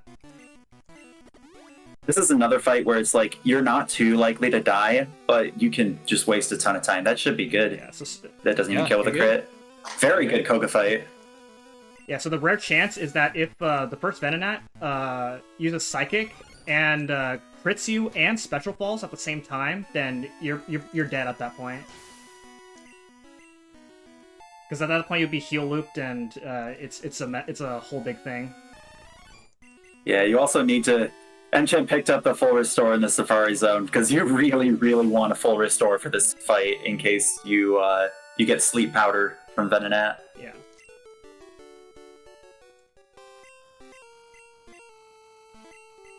I mean, you have the Pokey Flute to wake up, but you really want to be Yeah, but healed then that's more as turns well. for the Mainly so Venonat do to that. use Psychic. So, yeah, this stuff. The fight can go. There's a lot of different outcomes in that fight, and there's not much you can do about some of the outcomes. Also, the game told us that this badge that we just got raises our defense. Game lies. Yeah, Surge said his badge raises speed too. His badge actually raises defense, and Koga's raises speed. And it would have been nice if it was the other way around, but it doesn't really matter now, obviously. Also, say hi to Mom. Remember to call your mom. call your mom, say hi, tell her you love her. Yeah, with my HP, I would have considered skipping this heal, but because I'm like 1 full restore, I can't really justify it.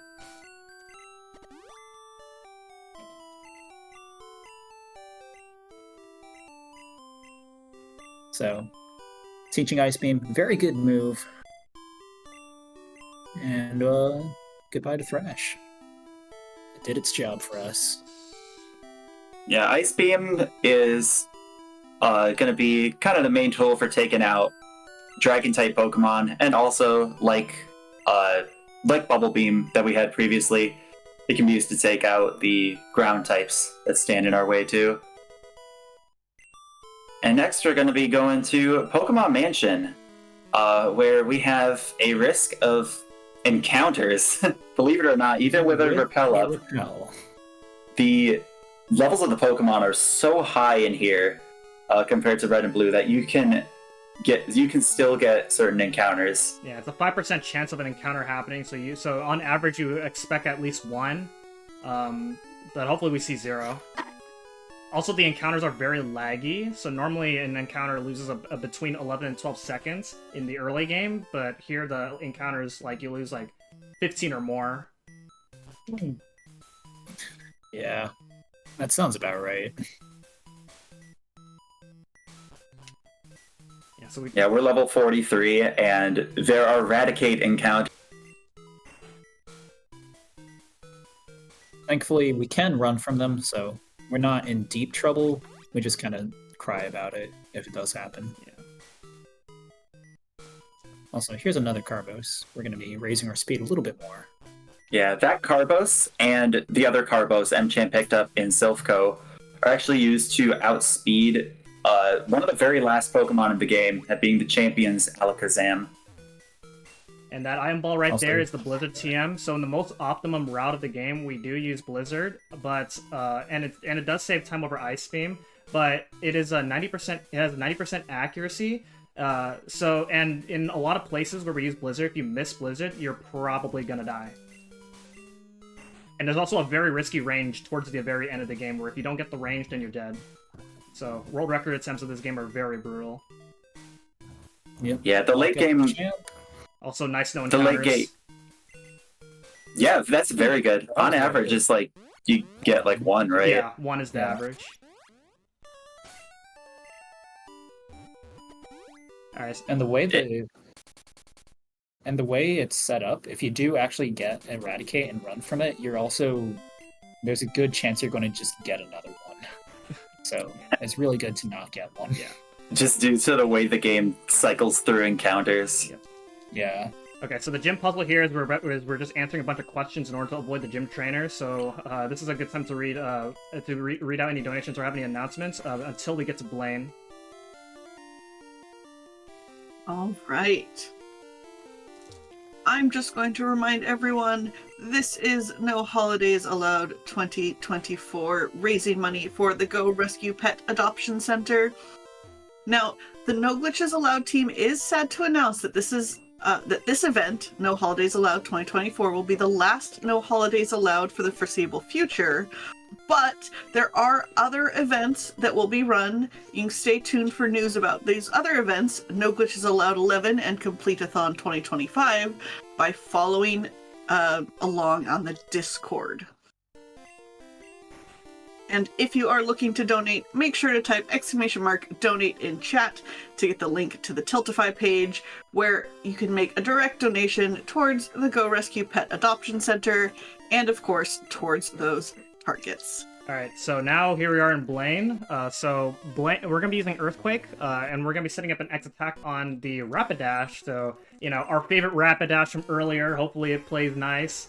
So the Rapidash has Growl, which it would nullify the X attack that I'm going to set up on, which would make the Arcanine pretty scary, because the Arcanine coming up will have Fire Blast, and from full HP, we are dead to a Fire Blast crit. So we have about a 1% chance of dying at full HP. Thankfully, we just got takedown, so it might sound weird to set up an X attack on something that can growl us, but it also helps us with our speed, because now we do have the speed badge. So we can badge boost a little bit on our speed, so works out, and got a good fight. Extremely good Blaine fight. Yeah, the Rapidash also what you has wanna Fire see. Spin, which is like another trap move. But fortunately, we Yeah. didn't see that. Thankfully, that's the last Right. trapping move you see in the run. Don't have to worry about that anymore. Yeah. So At least I think it over to is. Erica. Is it? Yeah, I think so. ideally it is, yeah. So coming up is Unless... yeah, unless I Gen 1 No. miss in this gym. But yeah, so No. coming up is Erica now. We're finally gonna take on Erica. This is supposed to be the 4th gym, but we're doing it as our 7th gym. And that's because earlier our moveset just wasn't good enough in order to take on this gym efficiently. But now, since we have really good moves at this point, this gym is really easy.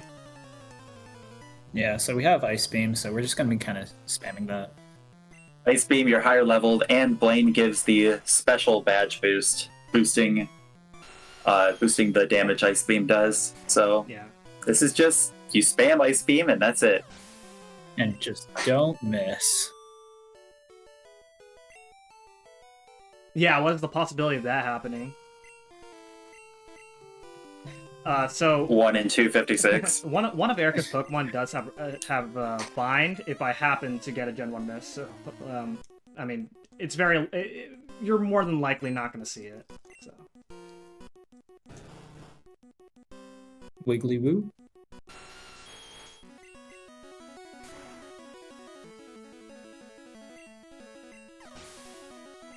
Yeah, after this fight, all the rest of the gym leaders, well, actually, the only remaining gym leader and all the Elite Four members could potentially be eventful. Hopefully not. Yeah. Hopefully. This is kind of getting near the start of the late game gauntlet, which is just a bunch of very difficult fights in a row.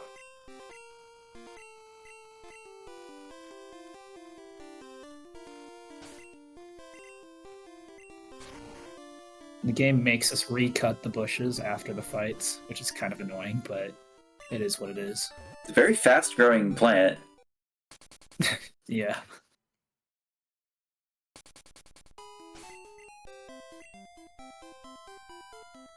So now that we have all 8 badges, we're going to go ahead and take on the Viridian City Gym finally. Now, I don't know who the gym leader is, but we just have a bunch of gym trainers that we do have to take on. Well, we only have to take on 2, but normally there's a lot of gym trainer fights here. There's a lot of spinning tiles that can kind of teleport you, that can spin you to and from different places, kind of in the directions of whatever the arrows are telling us to go. But they are incredibly slow, so we're just gonna not do that. Yeah. It's like twice as slow as normal walking. If you ever wanted to, see how life is as an NPC in Gen 1, you can get the NPC walking speed by going on a spinning tile. So this fight here is normally pretty scary in red because normally in red you come in here with 16 HP and this Machoka's Karate Chop, and if you use a Karate Chop then you're dead. But here we're at much higher HP, so we have no chance of dying. Oh, that's a Gen 1 miss. Very nice. Yeah, so the opponents can also Gen 1 miss, and that's exactly what happened there. So that's the first one. Yep. Yeah. Chris Gen 1 Got to show that off without anything going wrong. somehow pulled it off in the late game.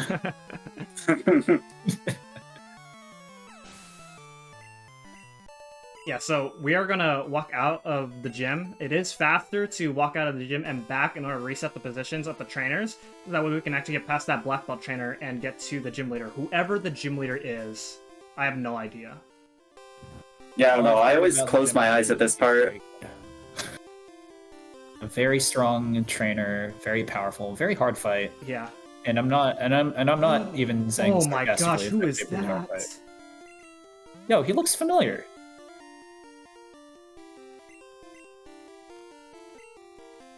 I feel like we've met him before. Twice? 2 times. Twice? Huh? I'm not sure. But yeah, so this is Giovanni. So I actually saved, even though it seems like I'm pretty good with my with my typing, but this fight's pretty scary. So who wants to talk about it? Oh yeah, this is a ground gym. I know it's pretty hard to tell from the first couple of fights, but it's a ground gym.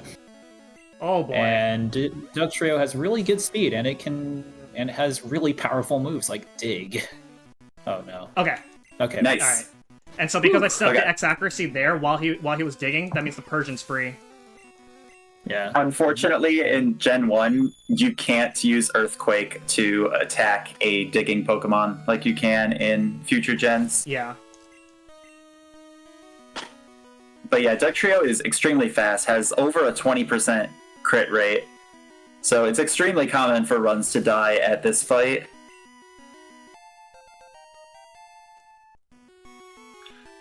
Duck Trio also knows Fissure, which it can use, but it can't do anything since after the X speed, we're faster, so one-hit KO moves don't affect us. Yeah, he can also use a guard spec, which would be the most ideal situation. Because then we take a 0 damage for like the rest of this Pokemon, which would make the fight very free, and it also makes the next fight coming up free as well.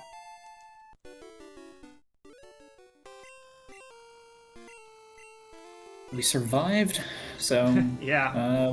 We won deathless. Yeah, we're deathless so far. I was actually gonna say deathless with an asterisk, I guess. I was gonna say that I'm gonna donate $4 per death, but we haven't had that so far currently.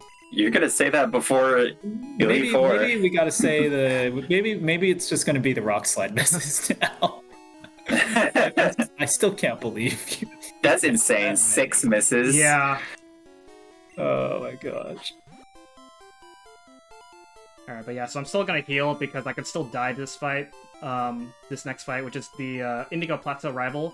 This is where we do the second, where we do the optional fight, but here, because we're so far into the game, this we do not fight the rival anymore for that part of the fight. So now this is the late game rival fight. So on Vaporeon, you actually spam Horn Drill on this fight, but here we have to do a little bit more than just spamming Horn Drill. Yeah, the game kind of has 2 different routes for Flareon or Vaporeon. That's because with a Flareon, obviously, you can Earthquake it, and it just dies. Whereas Vaporeon, it's not weak to Earthquake, it's a lot bulkier, so you actually have to use an extra Horn Drill, which messes with your PP, so you gotta get extra X accuracies, which means you need more money, and you can use a PP up, depending on the route you're using. Yeah. Yeah, instead our water type's just Cloyster, so we can just Thunderbolt it because we put in the X-Spec. Yeah, this fight's pretty free. On Blizzard route, this is actually a really scary fight since you do have to set up on the Execute, which knows Stun Spore and can paralyze you. Oh. And in the next section, in Victory Road, there's possibility for encounters, and being paralyzed halves your speed, or quarters your speed, and you can fail to run away from those fights on the Blizzard route. That's ridiculous to think about. Yeah, it's really messed up. Yeah, Victory Road's very similar to Pokemon Mansion here in this game, where everything's just so high leveled, so we still can get counters there. We don't want any, but... By the way, notice how the rival said that we need more practice, which, you know, given how this run's going, maybe I do need more practice. Yeah, you need more practice hitting Rock Slide in particular. I mean, that's really kind of the only thing that's gone wrong. Besides that, this has been a pretty good run, I'd have to say. Yeah. That and also a kind of weird 4-turn Thrash Girl. Oh yeah, true, there was that. You also sacked Pidgey on Rival, but honestly, I think that's fine. Yeah, that's whatever. But time to surf. The surfing music is a lot better than the Victory Road music, in my opinion. Yeah, the Victory Road music, in yellow, no, in red and blue, the bike music overrides the Victory Road music. Annoying. But in yellow, they changed that, so you can still listen to the awesome tune that is Victory Road. Actually, Victory Road itself just reuses the Mount Moon music. Oh yeah, you're right. Which is really sad, but whatever.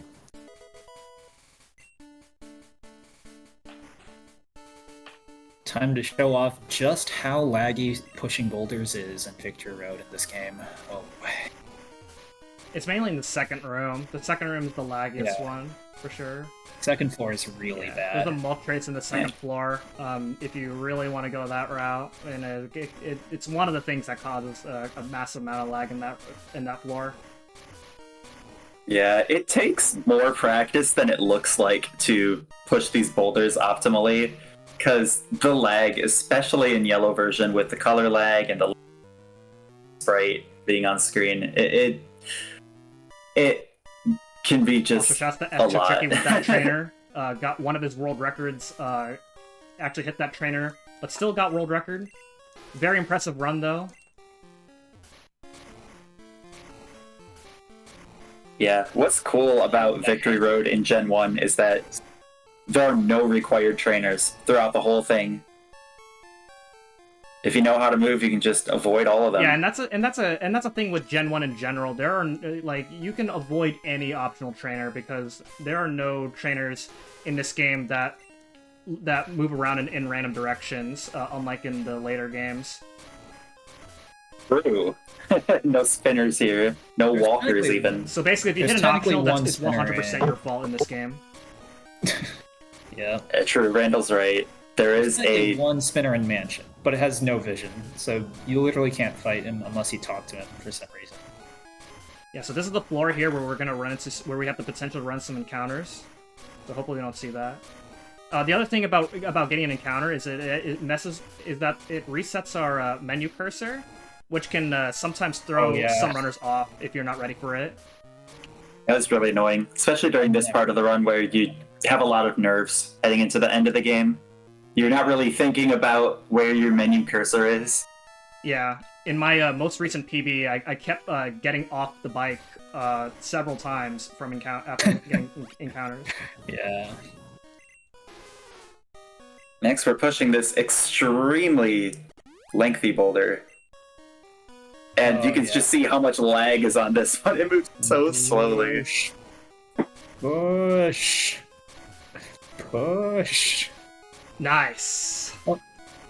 Swag. Fun fact, in version 1.0 of the Japanese version of this game, Pikachu functions as a boulder. And if you have Pikachu in your party, and you let it stand on one of the boulder, like the pressure plates, it weighs it down, and the game thinks it's a boulder. Wow.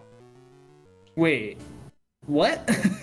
Yeah, that I've tested. I have a Japanese 1.0 card. Oh, That's some gosh. new tech. Swag bowl on another level. Also, we're gonna dump in our entire party. We don't need to fly inside the Elite Four. Yeah, every extra party member in the Hall of Fame adds it's like 8 seconds or something. Yeah, between 7 and 8. Because it like shows every Pokemon, but like this Pokemon's a Hall of Famer. Yeah, no, the level 5 Pidgey didn't do anything. Sorry. But yeah, just it's faster to take the extra time to deposit them in a PC to save time in the Hall of Fame. So normally I don't do that in Gonna PB buy attempts, some but I am going to do sports this because the Elite Four is much harder in this game than it is in Red. Oops. Ooh. And I'm also going to save here because I am dead to a critical in one shot from a full HP. Yeah, especially because you used the full restore earlier. Definitely a good idea to buy some extra. Yeah, my healing items were not Things very go good coming into this. So, yeah. Alright, so Lorelei, in Red, you actually keep Pidgey because you manipulate Lorelai's AI so that Dewgong always uses Rest on the second turn. But here, Lorelei actually has... Okay, nice, that's very good. Lorelei actually has 80% to use Rest on the second turn.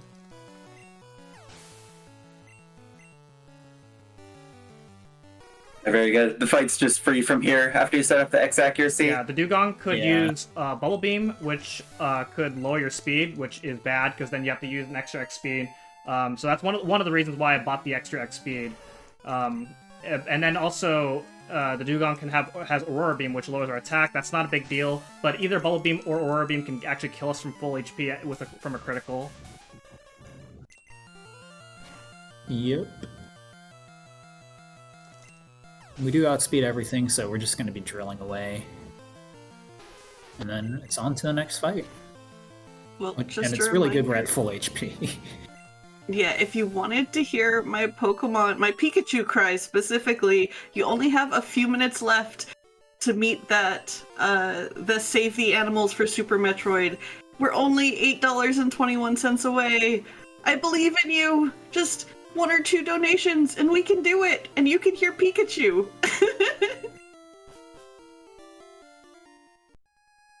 You're coming into Bruno. Bruno's not a very scary fight. There's not too much that can go wrong. You can get status in this fight. You can potentially get burned by Fire Punch or frozen by Ice Punch, but you got full restores to deal with that. And it's not very likely at all. Yeah, normally you don't buy Just two. gotta- You don't buy full restores. So ideally, you're coming in here with 2 full restores, and you really want to save the 2 full restores for the last 2 fights in the game. If you use a full restore here, only having 2, that's super, super bad. Yeah. Okay. So we didn't get a burn, so that's good. a burn wouldn't functionally do anything in this fight either, because the attack stat is a non-factor, and in Gen 1 and Gen 2, if you KO the opponent, you don't take damage from status afterward. So you just heal it off in the next menu.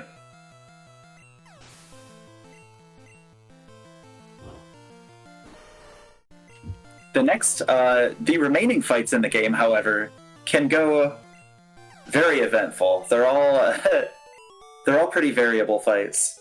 Yeah, so coming up with Agatha, she leads with Gengar, and Gengar has Lick, Confuse Ray, Substitute, and I believe Nightshade, or is that red? It's Mega Drain. Mega Drain, okay. So, the annoying thing about a Gengar is Substitute. You don't want to see Substitute. You also don't want to see Confuse Ray, because, I mean, we've seen how bad Confusion is in this run so far.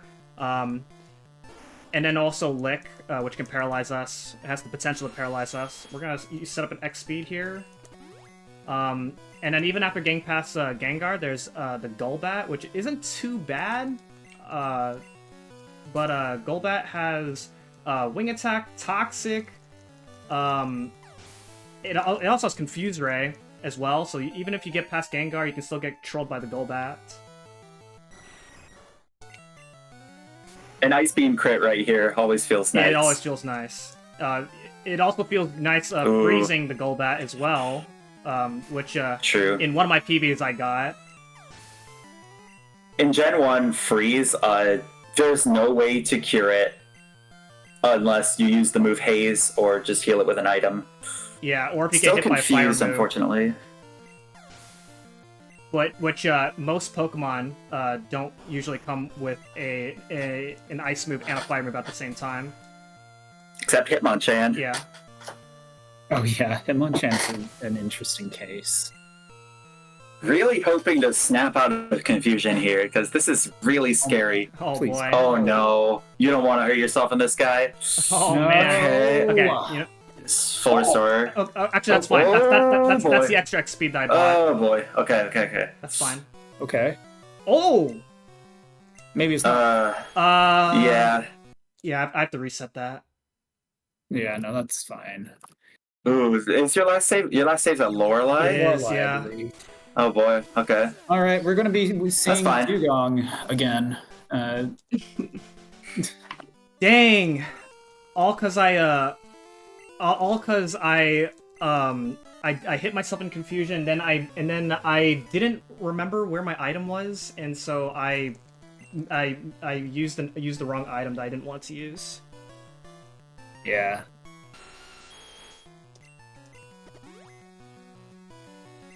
Oh, we got rest again somehow. All right. Yeah. Sure. So at this point, since it's gonna take us about a few minutes to get back to where we left off, you can go ahead and give out any announcements. All right. Well, luckily, I do have announcements. We got a donation for $10 here from someone named let me see. It's Randall Eats Peas. Yo. I know that guy. Who's that? And the comment was, thanks for having me on earlier. Had a blast and having a blast right now. Now I want to hear Pika and smiley face. So that did in fact go towards the Save the Animals Super Metroid. We will be saving the animals later. Thank you so much for that donation. And of course, Pikachu! Nice. All right. Yeah, no, that was really good.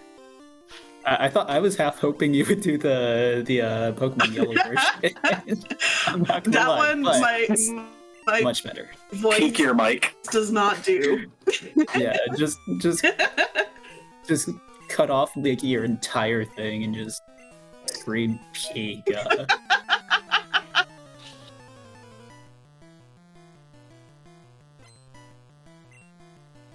Even though that was a huge time loss, I do have a very large estimate because this game is it can get pretty rough towards the end of the game. Yeah, still well under estimate. For context, my PB is the 156.17, but the estimate is 215. Yeah, chain, if in like a marathon setting, chain dying to like the later fights in the game is not uncommon. Yeah, and we're not out of the woods yet. These are the easier fights in the Elite Four. Yeah, the 2 fights after Agatha are scary, for lack of a better word.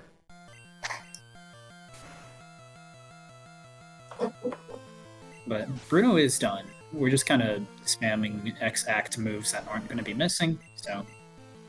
Shouts to Macham's Sprite. Macham's yellow sprite's hilarious. Yeah. It's like it's gonna stomp on you. It's like, what is it doing? It's on a rampage, I guess. I love the Gen 1 sprites personally. They get a lot of flack, but I'm a huge fan. I like them too. You just don't get the same type of flavor out of like Golbat in future generations Mm-hmm. in this game. It's got so much you don't character. See, I grew up more with Gen 4 when I was a kid, so I don't know. Gen 4 sprites are good too. Yeah, no, Gen 4 is pretty solid. Alright. With very few exceptions. I'm looking at you, Diamond and Pearl Gliscor. Oh Okay, gosh, so what this, does that so look like? This is so far looking to be a little bit better.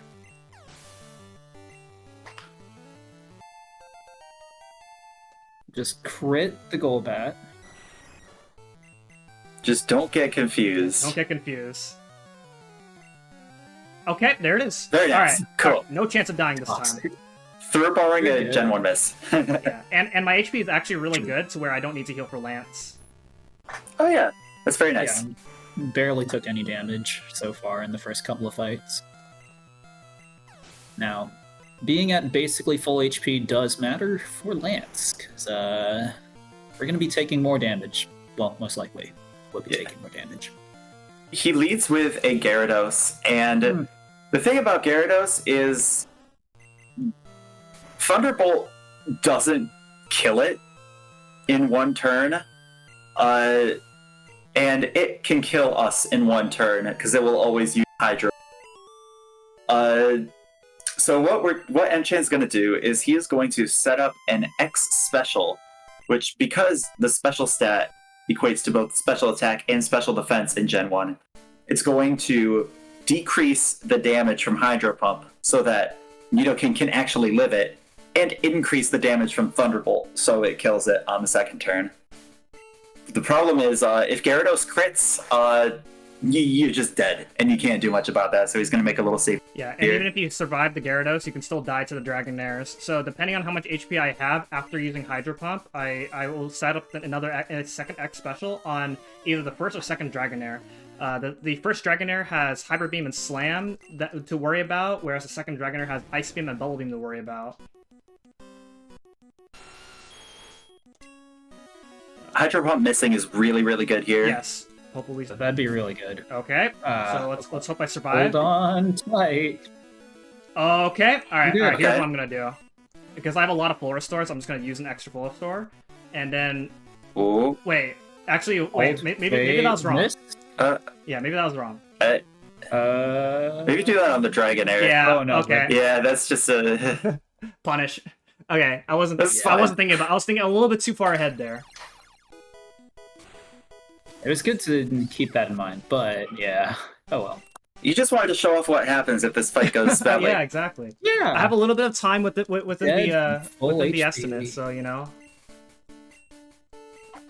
Dead from full HP. If you weren't believing us earlier, there you have it. Yeah, this does happen every once in a while where sometimes you might think a little bit too far ahead, and then you just make mistakes because of that. All right. So Hydro Here we Pump go does have a again. 20% chance to miss, which would be ideal. Okay, so this is what's actually supposed to happen. Okay. So we're going to see some red bar, not like an insane amount. But I am gonna Full Restore do see a here. little bit. So this is what I was actually supposed to do here. So this eliminates every risk that I have on this Dragonair. Ooh, nice miss. See that? Ow, got crit. Dang, Slam crit does that much. Yeah. That's crazy. That's why Surprising, it's not it. That's why you can still die even after surviving Gyarados. Yep. But yeah, so now If you have more HP, you can set up here and deal with Ice Beam and Bubble Beam. yeah.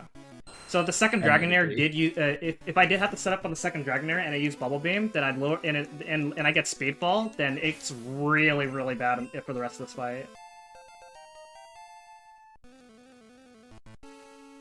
And next, you got to think about the final fight in the game, Champ, which is another get crit and you're dead kind of situation. Yeah. Full HP, dead to crit. Where have I heard that story before? Oh yeah, right. Yeah, and Lance, and just for reference, Lucky. I am gonna use a Florisaur because the highest amount of damage Sand Slash with Earthquake can do is 162 damage. Yeah, so you need to be at full HP. He's got to set up an X special on this Sand Slash and E an Earthquake. And it does boost our defense, which does help a little bit. Because of badge boosting. Not by a lot. So we're still kind of sweating a little bit. Yeah, quite literally sweating right now. Also, we're gonna see some real fun animations. The game turns animations back on for the champ fight. All right, here we go. Come on, live! Don't crit. Here goes nothing. All right, there it is. Oh my gosh. Not through yet. Yeah, not through Alright, yet. there is- I can still die is from a- here. Yeah. There's a Magnet on this fight that is a 36 and 39 range with Earthquake. Wait, is it not guaranteed on Flareon? Nope. Seriously? It's very Oh my gosh. you very Depends on the rarely route you're miss it doing. though. If you use the rare candy instead of the 2 Carbos, I think it's guaranteed. This Oh, Executor nice. also control with Hypnosis, but Okay. it missed. It's 50-50 to Hypnosis or Leech Seed. And neither of them actually do anything because of the way Leech Seed works in this game. And I guess if It's it Leech Seeds and you miss the Magneton range, you can die to Leech Seed. Yeah, probably. Okay, we got the range. All right, so at this point Technically, There we we go. basically win. yeah, don't misclick and we're good. Yep. All right, so with that, GG. thank you all so much for GGs. watching. It was a really good run all the way up until the very end. Unfortunate, it happens. It is Pokemon speedruns in a nutshell, basically. You can get so far in, have the run of your life, and only to go have it crashing down towards the end. And unfortunately, with the late game fights, that is basically an example of what could happen when grinding out attempts. It's pretty rough, but overall, when you complete a run, it's very rewarding. Yeah. So, yeah, I mean the time is within a minute from now, but I do want to thank Primal Pizza and Randall for hanging out with me on commentary. GG's. Played very well. Be here. We made some real fun memories. Yeah. For sure. 6 freaking rock slides. Rock slide. And also, thank you, Trainer Yeah. Nade, for being host. You did really awesome. Thank you. This has been a super fun run to watch. All right, time's coming up. And where can people find you? Yep. Yeah.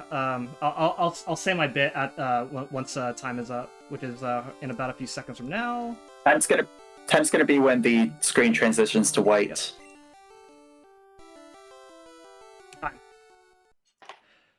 207.52. GG. Overall I played pretty well. Those 2 deaths and the Pokemon Tower was a little bit unfortunate, but it is what it is. Just wanted to have fun with the run. But yeah, so you can follow me on twitch.tv/mchan338. I am not mainly a Pokemon speedrunner. I happened to get into this on the side, but had a lot of fun with it. For the 3 years of running this game on and off after being directly inspired by Pokeguy, who's the world record of this game. But I mainly run Zelda and Mario, which for those who've you know, who kept up with the No Glitches Allowed events might know that I regularly run Zelda and Mario. This is definitely out of my comfort zone of games that I normally run, but it's a lot of fun. We have a really cool community too that are always willing to help people out. So if you're interested in learning this game or any of the Pokemon games, we do have many different Pokemon servers where you can join to learn the game that you want, and we have a lot of resources for them. And one in particular is very beginner friendly. Great games to get started with. Yeah, exactly. If you're interested in speedrunning Pokemon. Yeah, that's yeah, again, mchan338 on Twitch, or it's mchan338 on YouTube, where that's my main source of content, where I do Let's Plays. So if you want to see some variety content out of me, then my YouTube is definitely one to check out. But aside from that, that's pretty much it. Thank you all so much for watching. It's been always a pleasure to be a part of this event. Go Rescue Pets is a great cause, and this year it's pretty meaningful as to me, because about earlier in June of this year, I recently lost my best friend. His name is Jay. So this run is in dedication to Jay. So, you know, I hope Jay, wherever you are out there, hope you are living your best life out there. So, yeah, with that, thank you all so much for watching, and enjoy the rest of the marathon. Let's close it out strong.